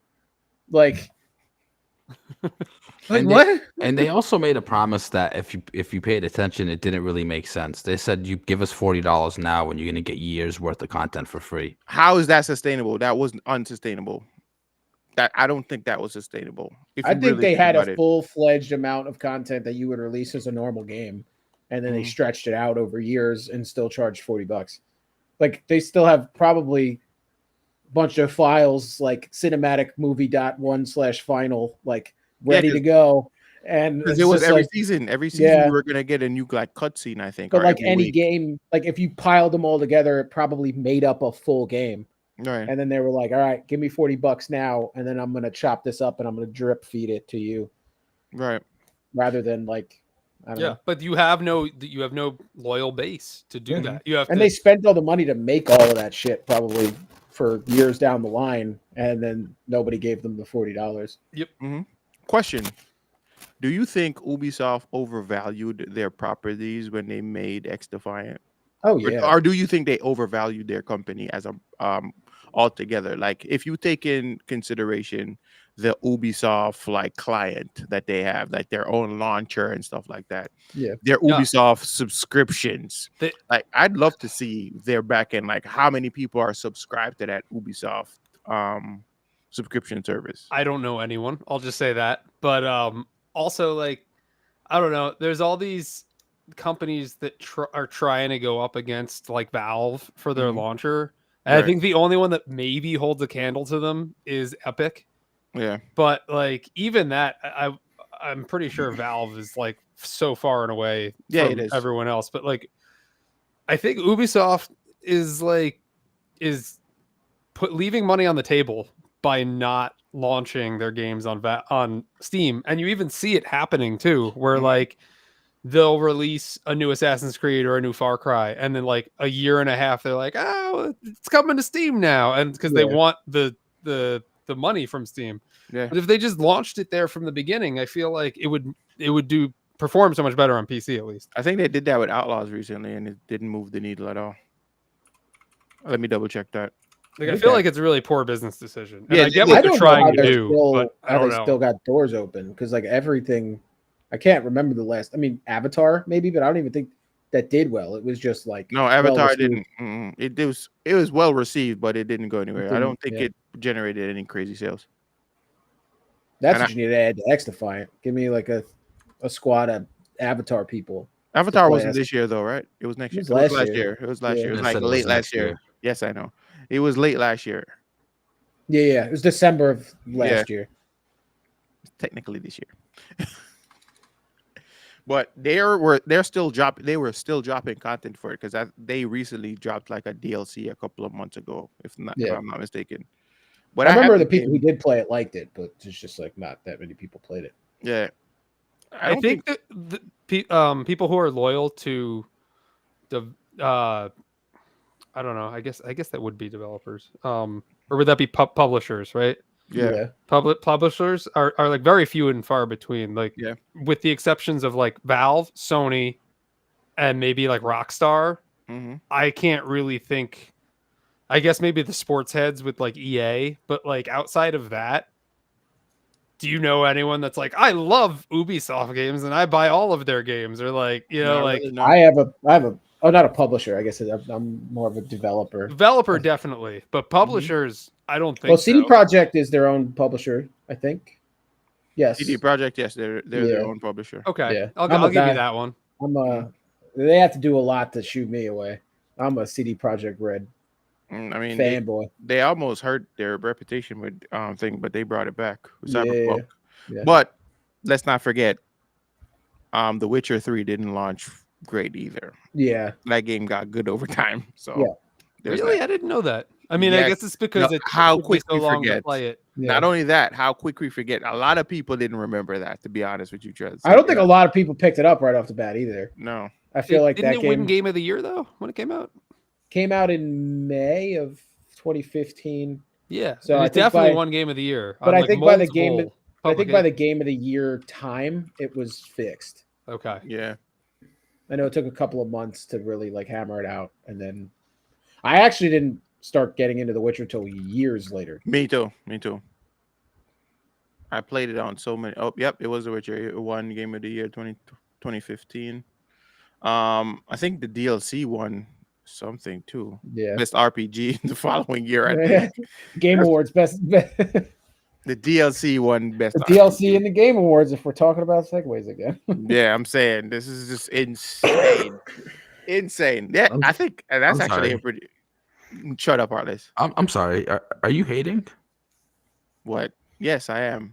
The DLC shouldn't get Game of the Year. I That's said it. crazy. There, I said it. I'm not holding back. Listen, you also said that you was gonna buy me a pizza if it wins. So I did say that. I'm a man of my word. okay.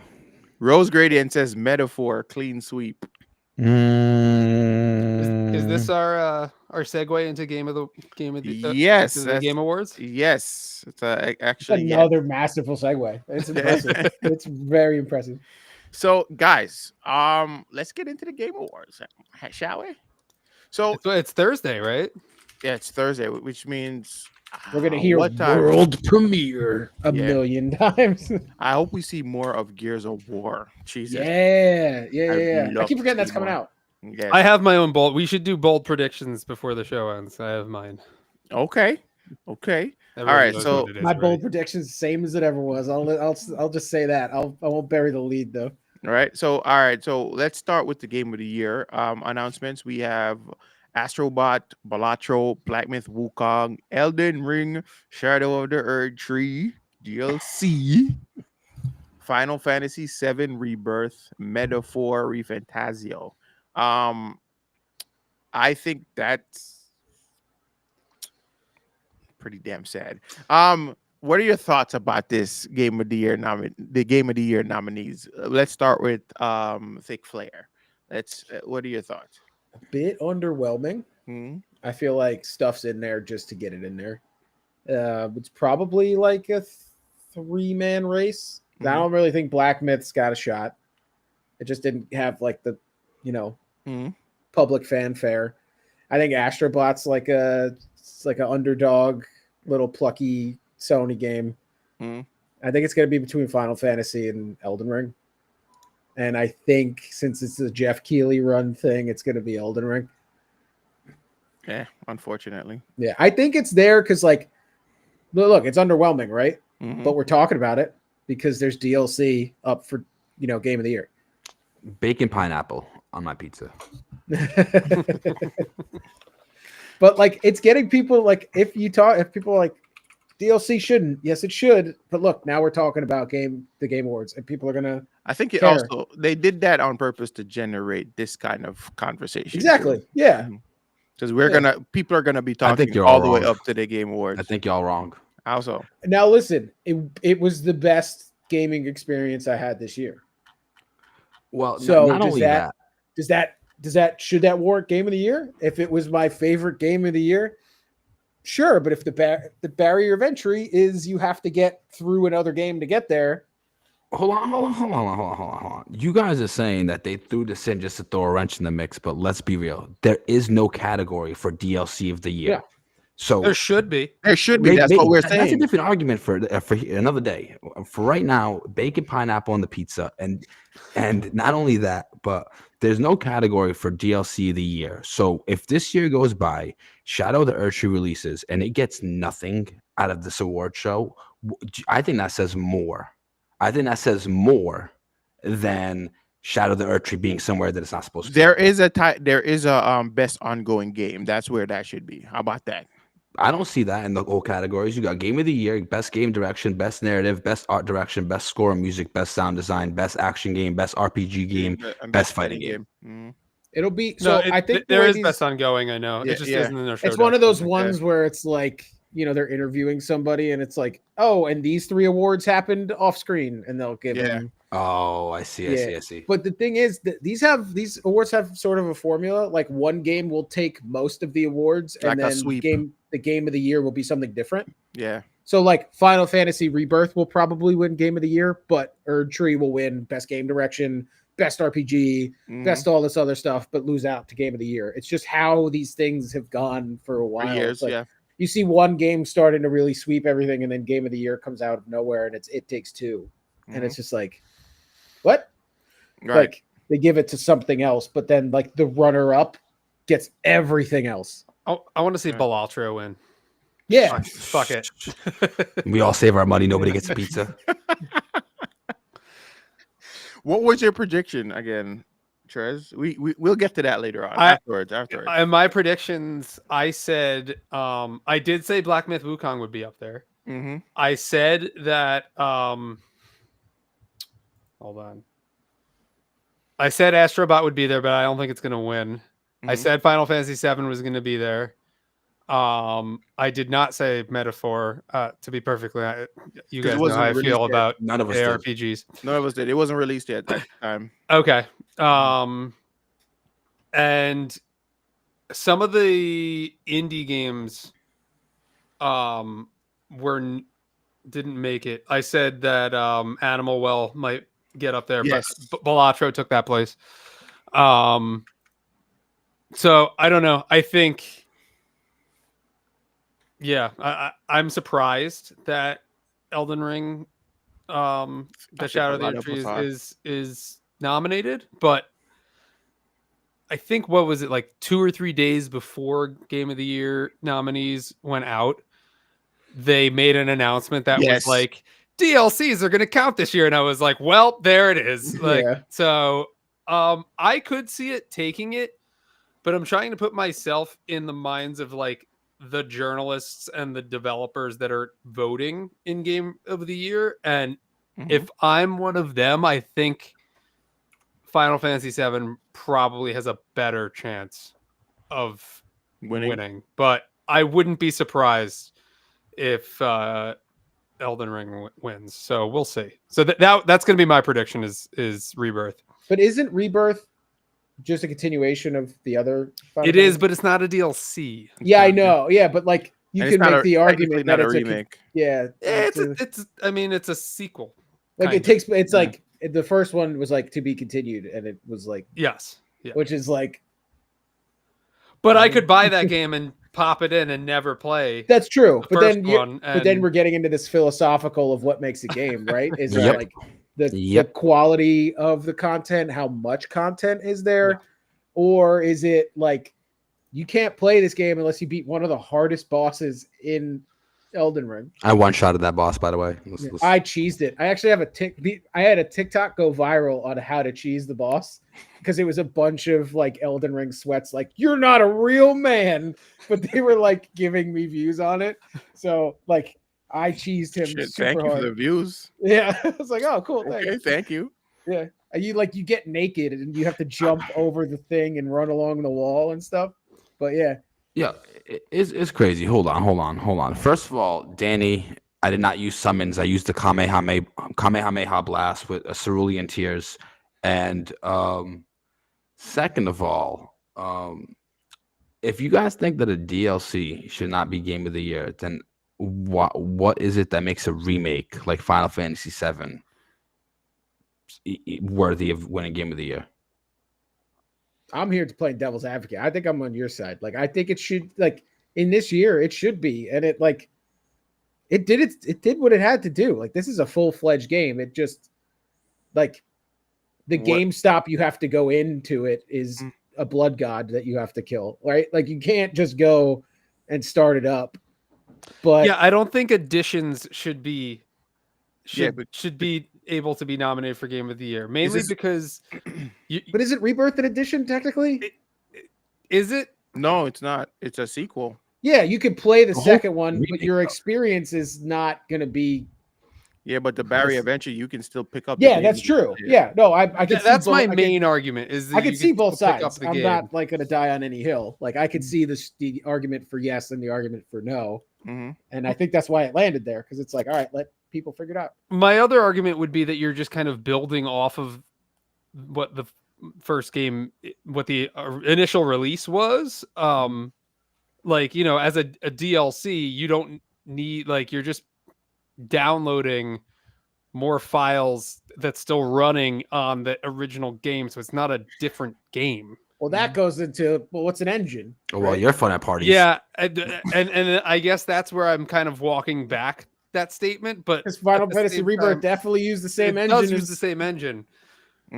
But if we're talking about the game, you don't need Final Fantasy VII Remake to play Final Fantasy, but you need Elden Ring. You need to purchase Elden Ring in order to play the DLC. You can't just buy the DLC without purchasing the other game. Exactly. So that's where it gets a little iffy for me, because it's technically not a game.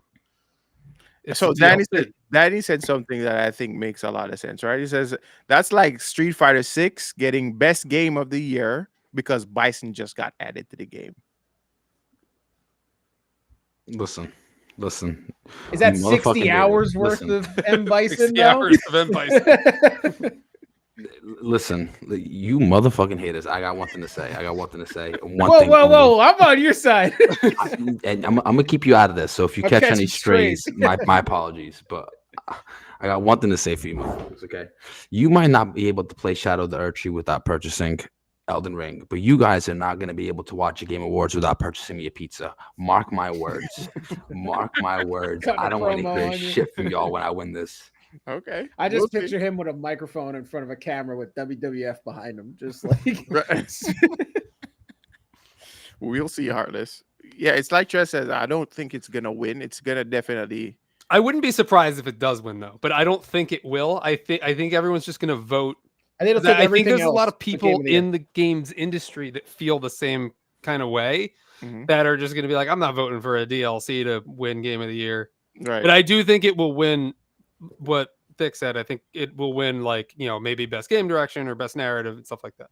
Not narrative, because there's no story. All right. So yeah, best direction. Pick up the moldy boot. You got to read. I think getting best direction could make sense. That's where I can best say game direction is a lock for Elden Ring. Exactly. Like, I would agree on that one. Absolutely shocked if it lost best game direction, because those games are movies. I don't know what the movie's about, but there's parts of I've never had a game where I've just kind of like taken my hands off at multiple points and being like, God, what am I looking at?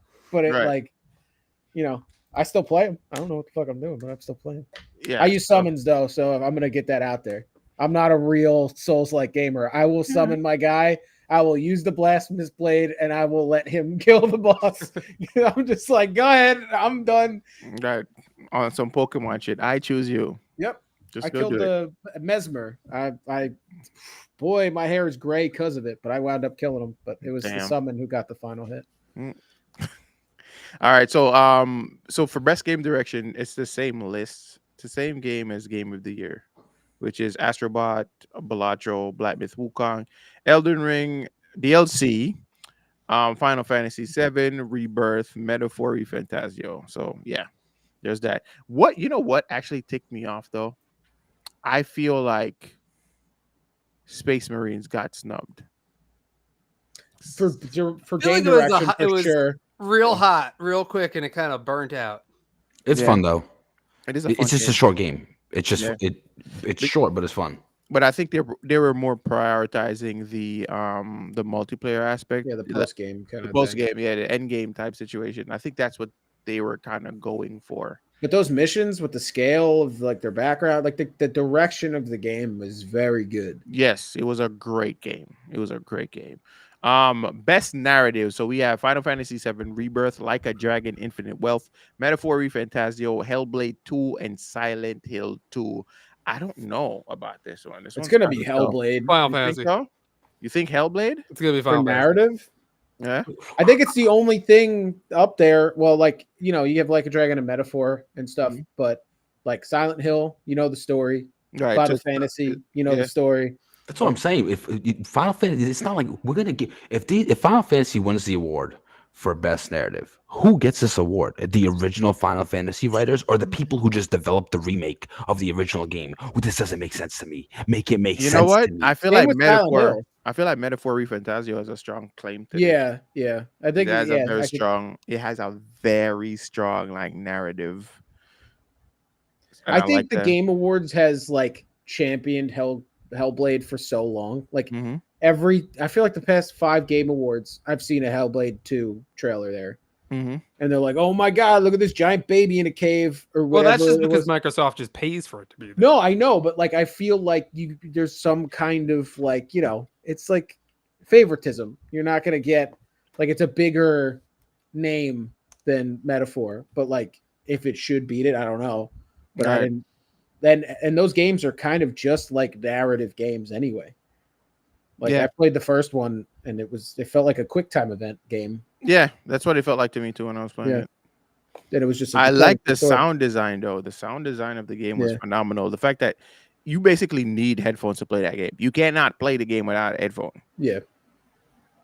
And I love the game. I love the first one. I never played the second one though, but I should. But it's still on Game Pass, so I could definitely check it out. So now best art direction: Astrobot, Black Myth, Wukong, Elden Ring, Metaphor, and Neva. I'm not really sure about this one because I was leaning more to like Black Myth, Wukong with this one. I think it's gonna be Elden Ring, but I hope it's Neva. I think Neva is like the sleeper. If it's gonna be anything other than Elden Ring, it's gonna be Neva, just because it's I like. But like I've never seen Neva. But then again, Elden Ring is just it looks the same as Elden Ring. So, but didn't Elden Ring win Best Art Direction? It did. It did. So I don't think that would be fair. Heartless. Why you even running the thing? They already won. Just go back to 2 years ago. Did they win last year? They're gonna win again. Elden Ring last year or 2 years ago? Was it 2 years ago? I think it was 2 years. 2022 it came out. It's 3 years ago, I think. 3 years ago. And they're coming back to try with no. Elden Ring wasn't 2021. Hold on. To Wikipedia.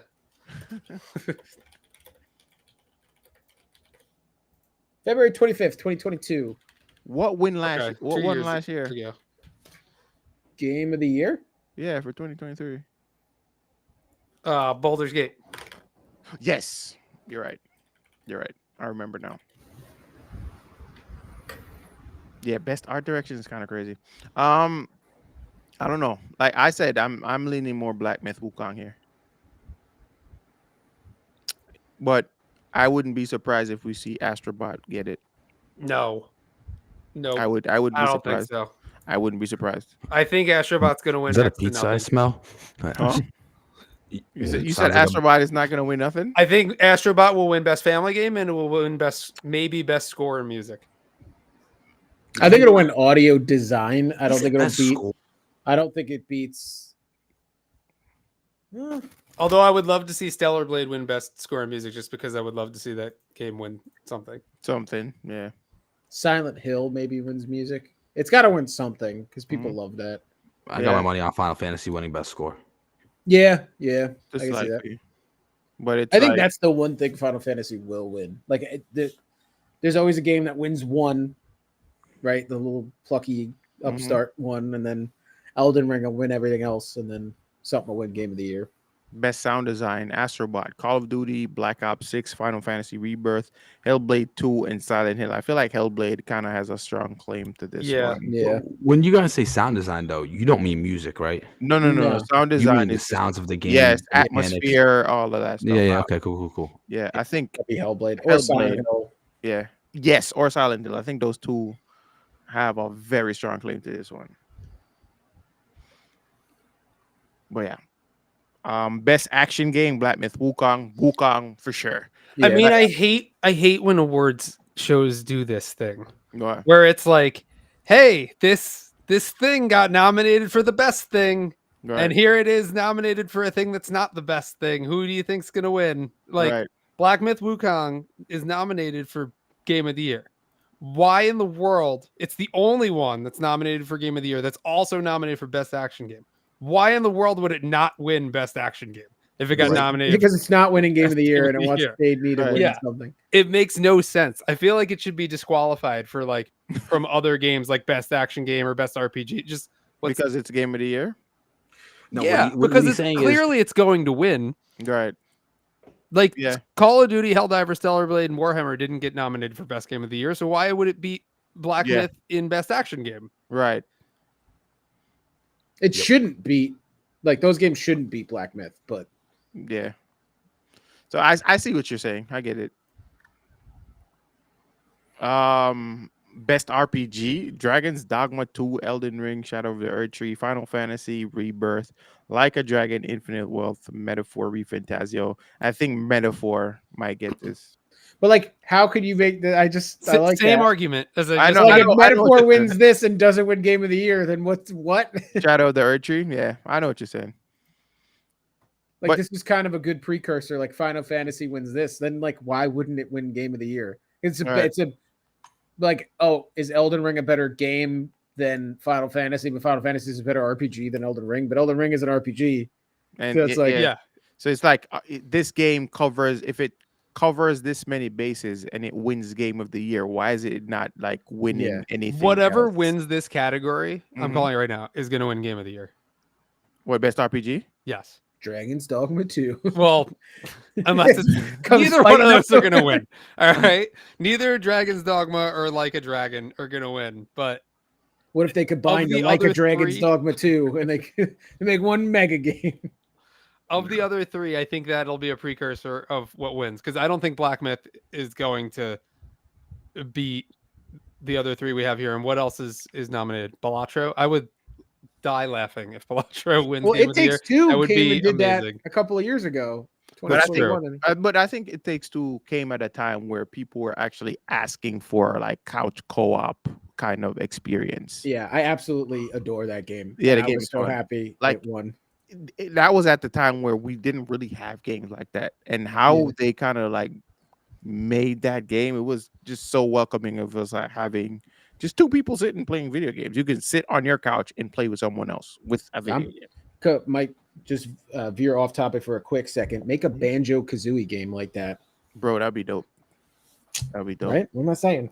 Rare, call me. I'm available. I actually plan on playing their previous game, the same developers for It Takes Two. Oh, the prison one, right?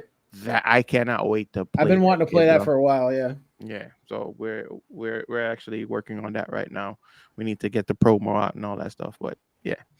But anyways, best fighting game. I'm gonna say it right now. You guys can agree or disagree. It's gonna be Tekken 8. Heartless. Yeah, I think hands down. I don't even think anything else will come close. No. Multiverses. What's multiverses? Yeah, like why is Sparking Zero multiverses doing there? that? Because it relaunched This year. They like took it off and then remade it in Unreal 5, I think. And They, like, Marvel changed engines. exactly. They remade the game from the ground up in Unreal Engine 5, which is why I feel like the game is so slow. I never played the game. Okay, but here's the thing though. Sparking Zero doesn't belong there because No. it's just not a fighting game. And second of all, Marvel versus Capcom, It's an old game. it's not It's even a repackaged game. It's a repackaged. They didn't even remake a game. No, They just took a bunch of old games and put it together. Yep. So it shouldn't even be there. But if it's gonna be there, then Elden Ring. Heartless. I'm just saying it's getting the same treatment as Elden Ring. No, it's not. It is. No, it's not. They're repackaging an old game. Elden Ring has Old new games. content. Exactly. Old games. Elden It's a Ring has new collection. content. Exactly. Why is a collection being nominated for Game of the Year? Yeah, I They- agree. 'cause That shouldn't be in there. They had 4 fighting games and they needed a 5th. Yeah. They're like, come on, buddy. Come on in here. I'm annoyed by it. I'm annoyed by it. But anyways, all right, guys. So here's the thing. We did this previously on our show.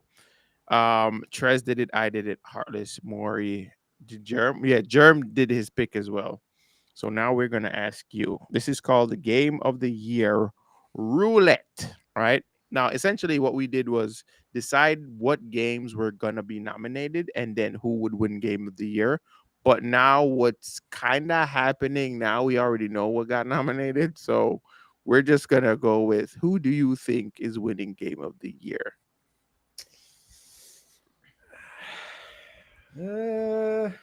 I guess you can go by likelihood, so you can start from 5 and go down, and then who's more likely. That's how you do it. I still just have a feeling that Elden Ring takes it. Yeah. It's between Elden Ring and Final Fantasy.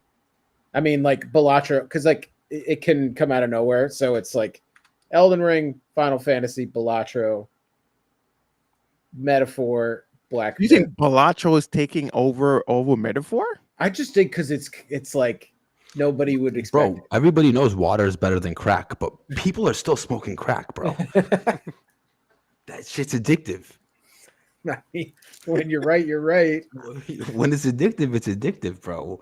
So you said Elden Ring, Final Fantasy, Balatro, Metaphor, Black Myth, Astrobot. Wow. Oh wow, we got Astrobot. Astrobot was last. Astrobot was last on my list, dude. They just took the guy from the thing that comes with the PlayStation. It's like, what is going to win Game of the Year? The typing game that comes on your Windows 95 computer? It's there. Like it comes with the thing. Like, right. I think it's my list is Final Fantasy, Elden Ring. I want Balatro to win so bad just because I think that it would piss so many people off, and I just think it would be hilarious. Yeah, it was made like by if one Balatro guy. wins, I'm gonna be so happy. Yeah, but I don't made think by one guy. He did it for himself. He just wanted to make a new game for himself. Yeah, and that's it. I mean, that's the other thing. That's like it's like a rags to riches success story of this like I would not be game mad that wins Game of the Year, especially this year. Like, okay, cool, it won. Yeah, like it's. So that's the one I'm rooting for, but I don't think it will win. So I'm gonna go Final Fantasy, Elden Ring, Metaphor. I'll put Balatro over Black Myth, and then Black Myth, and then Astrobot. Heartless. You guys know me. I know. Elden Ring is number one for you. Yes, Elden Ring is number one. What are the rest, Heartless? What's more likely afterwards? He's got the Domino's order queued up. Wait, none of let me. You know what? Though. Let me write those. Yeah, they did mention Wukong. Let me write these down so I can have everyone's list. So let's go with Trez first. So Trez, boom. You said Final first. Fine, FF7. Then Elden Ring, then Balatro. Elden Ring. Man said Balatro. I can't believe this. Okay. What else? I said Metaphor over Balatro. Oh, okay. Did you? And then Balatro. And then Black Myth. And then Astrobot.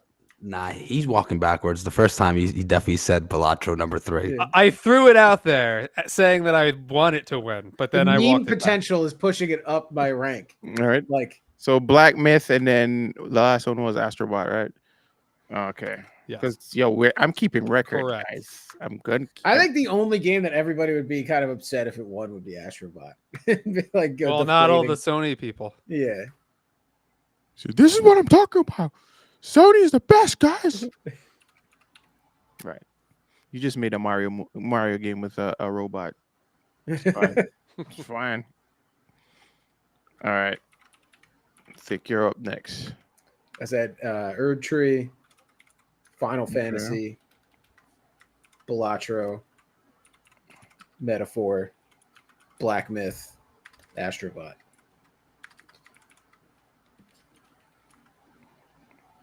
Erd Tree, Final Fantasy, Black Myth, Balatro, then Metaphor, then Black Myth, then Astrobot. Damn.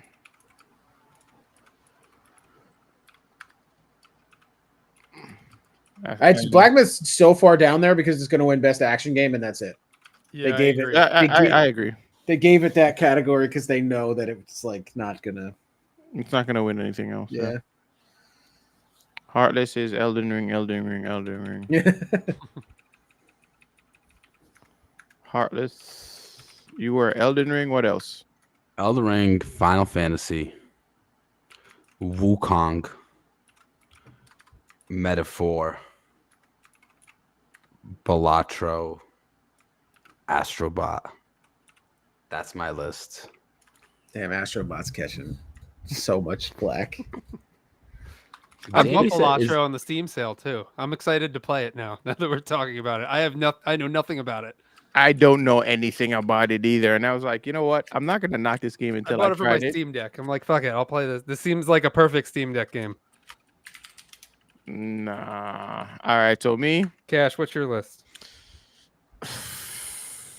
I did say Black Myth. I said Black Myth first. Were you putting Black Myth first? Wow. That's crazy. Because that's what I said at first. I can't change it now. I'm not gonna be and change my list. The Guys, landscape has changed, bro. I'm being honest though. I don't want to change my list. Hey, sticking to his guns. Right. Bro. If Or you can afford staff, that in this pizza, case. I respect it. Black Myth, Final Fantasy. Metaphor wasn't on my list though, so now you might be That's right. what I'm saying. The landscape has changed, so things. Feel you free gotta to adapt. Yeah. All right. It's cool. So I'll say Metaphor then. I think he's gonna put Elden Ring. Yo, last. Cash don't even like Metaphor. He just seen the way people responded to the game. Exactly, but that's kind of why though. You kind of have to go with what the people He came out of saying. nowhere Watch and was like Metaphor's Game of gonna the Year win. We're all gonna nominated. lose. Well, yeah.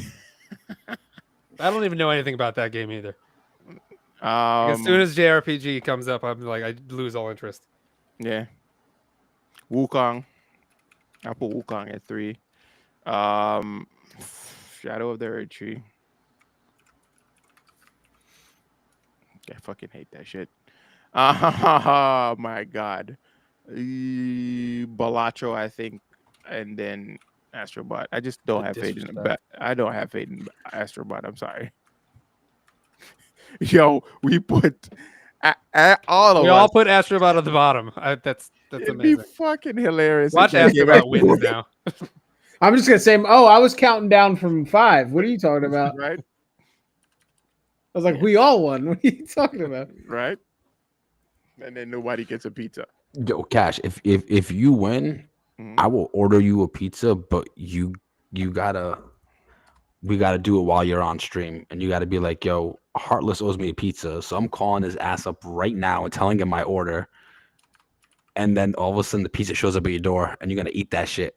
But if I win, I'm gonna embarrass your ass. How so? I'm gonna let my whole stream know this pizza is funded by Cash because he just could not see the future like I could. Listen, bro. Gotta have an Elden Ring stream while you eat it then. Yep. Yeah. Yep. Yeah, you should play the game. If you know what's crazy? If you win, you should play it. You know what's crazy, guys? If I win this bet, I will buy Shadow of the Earth Tree and finally play it. You didn't even play it. This man's been championing Shadow of the Earth Tree and never played it, bro. Never played it. I beat Millennia though. I beat the whole game. So just putting it out there. Oh, so you wouldn't have to worry about any of that. No, bro. I could literally beat. I think with the way my build is set up, I could beat Shadow of the Earth Tree pretty easily. Nope. Really? Absolutely not. You will walk into that game and get one shot. You have to get these like fruit things from the Erd tree that like power you up. I heard that. Yeah, like if you go in and you don't get the like seeds or whatever, yeah, regular mobs will come up and ruin your day. I don't know. I did this. I got up to the last boss in the main game, and then I stopped playing. And then when Erdtree was coming out, I picked it back up, beat the boss, did a bunch of extra stuff, and I got really geared up. And I was like, dope. And I went in, got my ass handed to me, beat Erdtree all the way up to the last boss, and stopped again. I don't know what it is about those games. I get to the final boss, and I just put it down. I'm just like, that's good enough for me. I did it with the main game and the DLC. But I'm like at the fog gate of the last boss. I just didn't go in. Danny said Heartless got caught in 4K. Man's been championing the game, bro, and has not played it. It's crazy. But yeah. What's all right, what's some of your boldest predictions for what we're going to see in terms of world premieres or announcements or anything like that? That Eastern European guy's gonna make his way back on the stage and yell at people or whatever. Talk about Bill Clinton. Oh, that's my bold prediction. I think Wolverine. We might see a Wolverine gameplay. Yeah, for sure. Or Wolverine that would be trailer, cool. I didn't even think about that. And also I'm hoping to see more because it's coming out next year. At least I think so, or it's 2 years out. Gears of War. I need to see something more from Gears of War, bro. I was so hyped. Like our reaction actually got retweeted by Xbox. You were there, Trez, when we were seeing what I watching your remember. premiere. Yeah. Yeah, our reaction got retweeted by Xbox. We went crazy that day. I think you'll see a little bit of gameplay for it, like something. Yeah, I would love to see it, bro. Or you'll hear like we're picking up Yeah. a cog thing, and Right. it'll just be like a. Yeah. I don't think we'll get another teaser because they already gave us a teaser. They wouldn't give us another one. We need to see more story. They might do a story trailer. I was gonna say like a what was it? The Mad World, like recreate the Mad World trailer. Yeah. Because Heartless, what's your bold prediction? I can't lie. I don't have one. I don't know what to expect, and I'm just here for the ride, guys. All right. I have two. What? First one, I think we're gonna get Metroid Prime 2 remastered announcement, and it's gonna be like, didn't they do that? Was it 2 years ago with Metroid Prime? And they were like, and you could download it now. Like, Yeah. I think they're gonna do that again with Metroid Prime 2. It's gonna be out on Switch night of. And my biggest bold prediction, and just really a wish, is Half-Life 3 announcement. Oh, because people, they dropped a lot of rumors, and they actually gave it away for free the other day. Half-Life 2. Yes. Valve gave it away for free. It's going to be Orange Box 2, so they never made a third game. That's true. Because they never make third games. Yeah. To get around it, just make Orange Box 2, put all the third games in Orange Box 2. Yep. I think, Portal 3. I don't know if we'll see an actual trailer, but I think, and I don't know, it's a bold prediction. So I don't even know if it's actually going to happen. But announcements is what I'm calling for. Mm-hmm. It won't happen, but GTA, they always do their own thing. But it's been a year. Yeah. Give us the game something. comes out in when? Yeah. In what, February? No. Later. Late 2025. Yeah. Listen, we have an underwhelming game award lineup here, so they got to make up for it with the trailers this year. If we have underwhelming trailers this year, it's going to be a bad show. If I got one wish to actually come true, I had like a genie lamp, and I would rub it, and he would come out. And my one wish would to be it's that Witcher 4 promo they put in the snow, because it just went into about Witcher. It went into full production recently, and I could see them just showing that promo picture, cut it into a CG trailer where you see a Witcher pick it up like out of the snow and just like put it on, like a shot of them just like putting it on, and like the camera behind them, and they have the two swords, and it's just like Witcher 4 now in production or something. Just like some moving Witcher content that's not just the picture. Crazy thought. Do you think that they would move away from Geralt? Oh yeah, for sure. Ciri be the main, and Geralt. It's not going to be Ciri. You're going to be creating your own Witcher. Oh really? Because it's a new school. It's like a school of the Lynx or something. It's like later. I think Ciri creates a school, and I think she's going to be your Vesemir, and I think Geralt will be in the game, but you're not going to play as him. And it's going to get around, like, I think the game's going to start, and it's going to be like, this is the Trial of the Grasses, and you're going to create your Witcher. Male, female, other, whatever, and then just you create the look of your Witcher and have your own. It's going to be like V, where it's got one voice for feminine, one voice for masculine. And I think you're going to be able to kind of take the Witcher out of Geralt's hands, and it just kind of opens up everything, and it's going to be like your story. Like a next generation of Witcher. Yeah, because it's gonna people will be a little more invested if that, like, oh, I'm the Witcher now. Right. Like, I played through all of these because they're doing the remake of Witcher 1 in Unreal 5. So if we don't get anything for 4, I would think maybe we get a little bit of the remake stuff. But I mean, that's just I don't think you'll play as Ciri. I think they'll let you kind of create your own. Okay. I think that makes sense. Yeah. Yeah. I've thought about this a lot, if you couldn't tell. Yeah. But yeah, guys, before we do anything else, let's hit our speed run section, Heartless. What do we got for a speed run? Oh yeah. All right, so for Thick and Trez, if you guys have not been on the show, part of the speed run, the way it works is we have a couple of topics that we're going to speed through. I'm going to list off the headlines. If anything catches your eye or your ear, feel free to stop me You start talking about it, and then once you guys are done, we move on. So for this week's speedrun, we have 5 different topics. You guys ready to start? Go for it. All right. The way first one is going to be FromSoft parent company confirms Sony acquisition interest. Anyone got anything on that? Bloodborne 2. Hopefully, that's what they're saying. Yeah. Maybe that's at the Game Awards. Ooh, maybe. It could be. Next one in the lineup, Sony's new PlayStation Portal update lets you stream PS5 games from the cloud. So does this mean you can take it anywhere, like a Steam Deck or a Switch, or do you still have to be in your house? And I think you can take it anywhere because it's like cloud streaming now. Okay. I mean, now that makes sense because when they initially announced this, I was like, "This is stupid. I don't understand why anyone would." What infrastructure do they have in place to support that?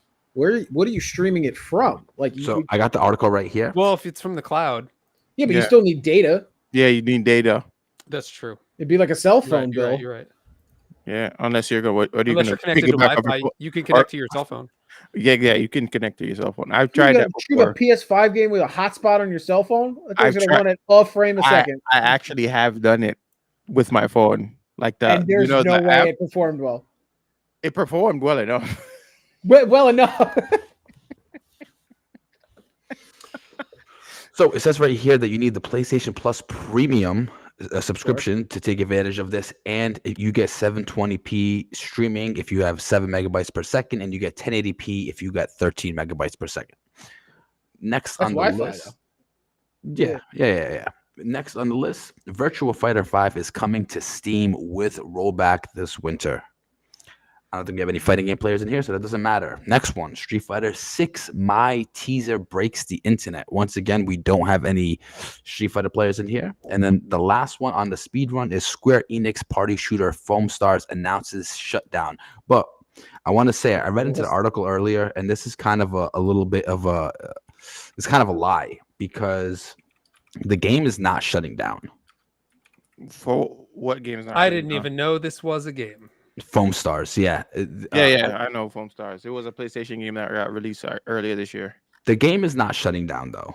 I think they're going to stop updating it. But it says right here, where is it? Where can I find it? I don't want this to sound like a final message, since you will still be able to continue playing the game. And then he says somewhere else later on, I hope everyone continues playing this game for years to come. I think they're just not releasing new content. Probably. It was like Splatoon, but yes, foam instead of goo. Yeah, pretty much. And I can confirm it right now. January 17th, 2025 will be the last new season of content, but the game will still be up until they get tired of paying for the servers, and then they'll pretty shut much it. They just kill it. Foam Stars came out this year.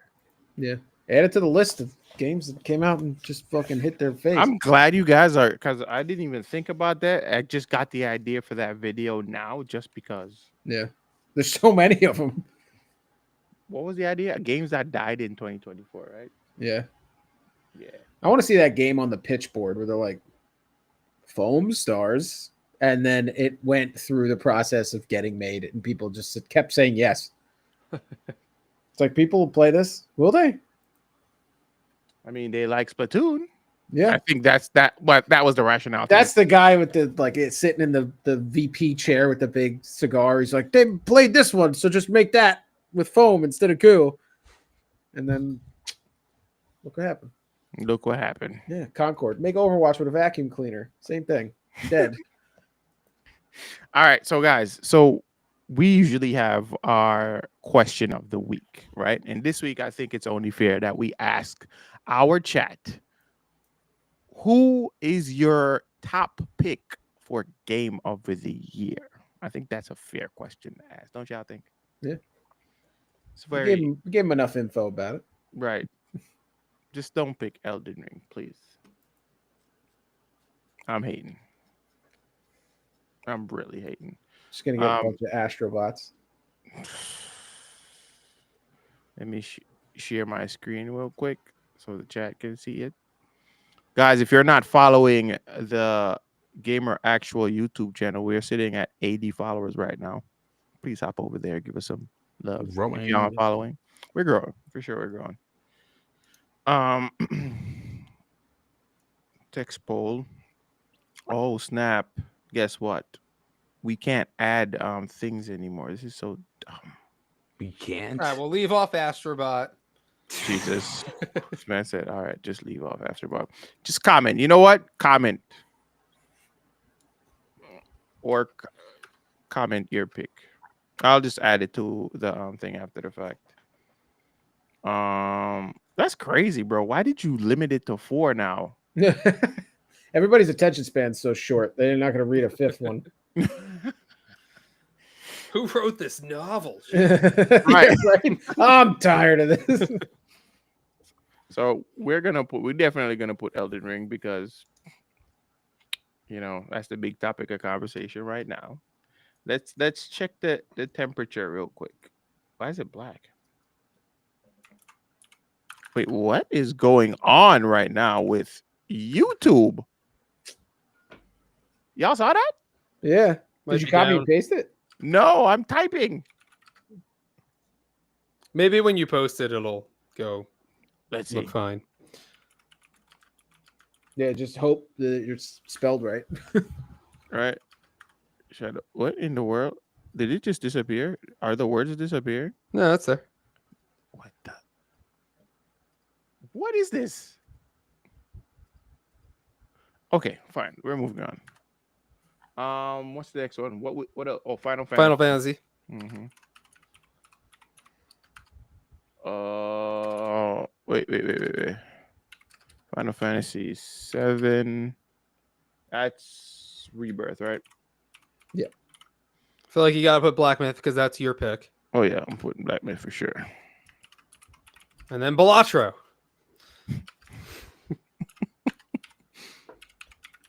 Black Myth, Wukong, and Balatro. Oh my god.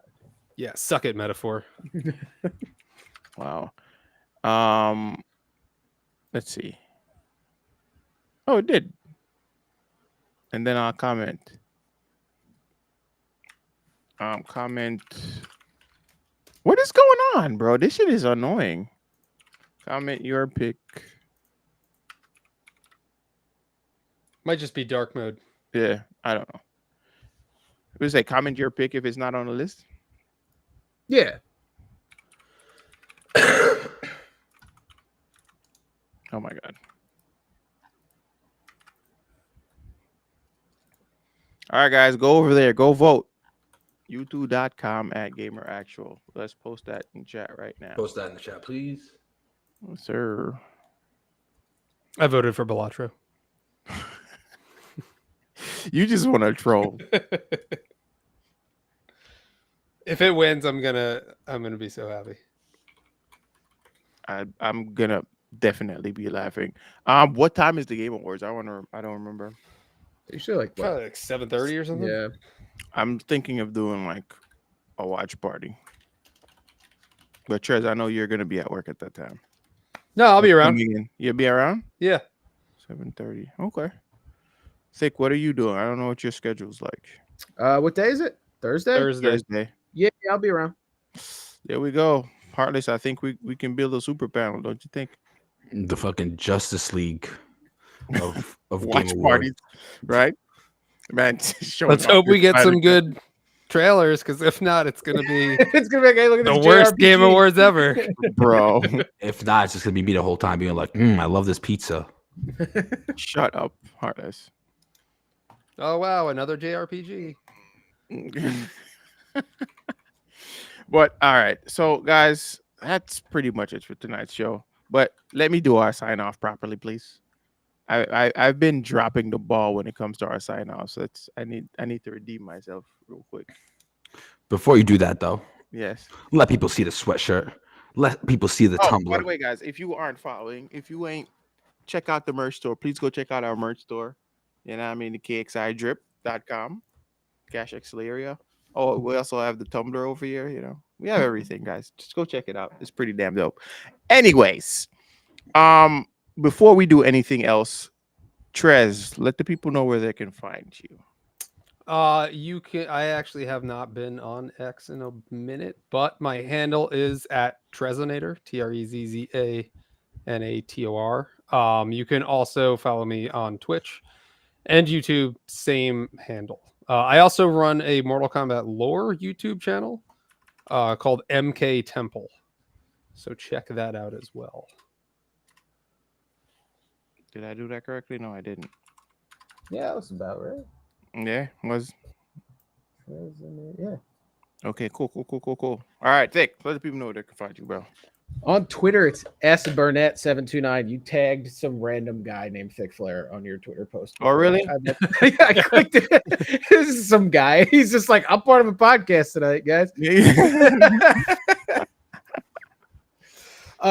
But it's nerd adjacent. My wife and I started a theme park vlog. We are called Dish Upon a Bar. We do Disney and Universal stuff, which will get more into the nerd realm when the new theme park opens, because they have Super Nintendo Worlds coming just into my backyard in a couple of months. So that's right. Yeah. New Harry Potter land, new Super Nintendo World. That's cool. I'll actually. Man, I'm in a spare bedroom. So yeah. Hotel Scott's open. You just got to book it if you ever want. I'm 9 minutes. I'm 9 minutes away from the new theme park. Dang. I'm close. Yeah. So if you guys, I feel like the gamer in the theme park world is not totally separated. So we're Dish Upon a Bar. We do food and drinks and all sorts of stuff like that. And I try to make it funny and different than every other. I mean, that's kind of what you got to do. You got to separate yourself, differentiate. Yes. Yeah, I'll get a link. Yeah, post a link. You have a YouTube channel too, right? That's it. Yeah, that's the one. Yeah, so just post a YouTube channel in the chat. Guys, please go over there and follow.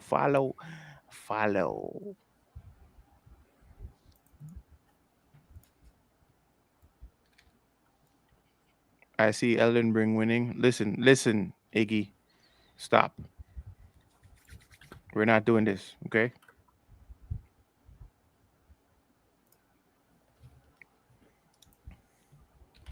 Boom, boom. Do I have rights to post in the chat? Yeah, I got you. Hold on. You got me?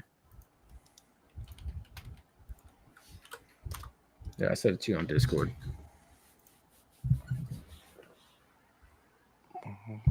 Wham! All right, I got it. Post. All right, Trez, what should we look for from you anytime soon? I don't know. I don't know. I've been waiting for Mortal Kombat 1 stuff like to stop flowing out so I can start making the lore videos so that I don't make one and then miss something. Mm-hmm. Which it looks like NetherRealm Studios prayer answered. Yeah, is not going to be making any more Mortal Kombat 1 content. I really hope that Warner Brothers sells them somewhere. But anyway, that's a different topic of conversation. So I did actually finish the script for the Mortal Kombat 1 story. I have a whole series, The Complete History of Mortal Kombat, on my MK Temple channel. I just have to get around to actually filming it and then editing it. Mm-hmm. And then after that, I will have to make the story for the DLC one, the Chaos Reigns. And then I do have some other ideas, but I haven't really put them to paper. Just, real life gets busy. I'm hoping I can jump back into the streaming world eventually, and just kind of casually stream so that you guys can watch me enjoy games and I can chat with the chat. But not really. I don't know where that is on the horizon yet. So hopefully in 2025, I can get back into that. So we'll see. Yeah. We hope to see you back soon, bro. Thank you. I hope to be back soon. All right, guys. But yeah, let me do my own sign-off shtick real quick. Oh, no. This man hates me, bro. I am the Heartless. You know what's funny? Wait. My bad, Heartless. I love you, bro. I really do. My bad. But you know what happened? Like, if you guys see my screen right now, what's happening is my side and Heartless's side is completely blocked off. I'm only seeing Trez and Thick. So it's not on purpose, okay?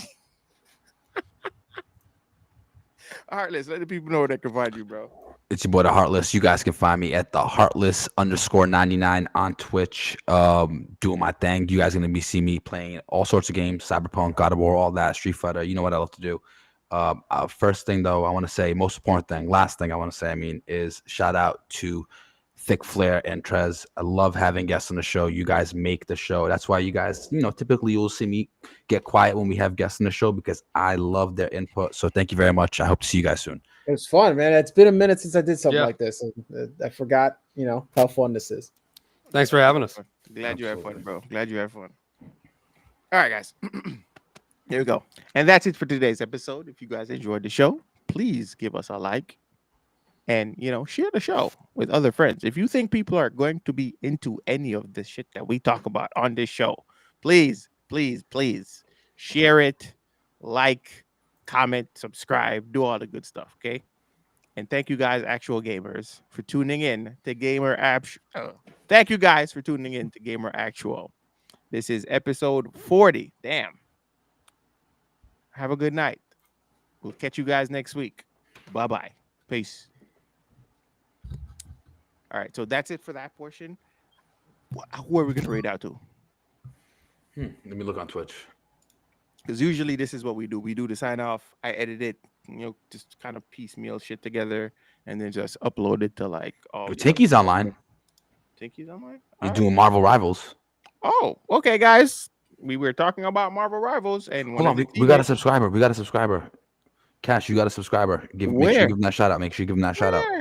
Nira one. Oh, thank you for the sub. Appreciate you. Why is it not showing on my end? I'm seeing it on Twitch.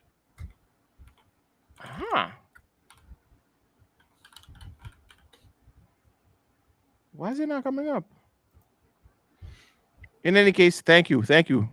Heartless, give them a shout out, please. I got you right now. Why is it not showing? I don't know, but I'm going to give him that follow too.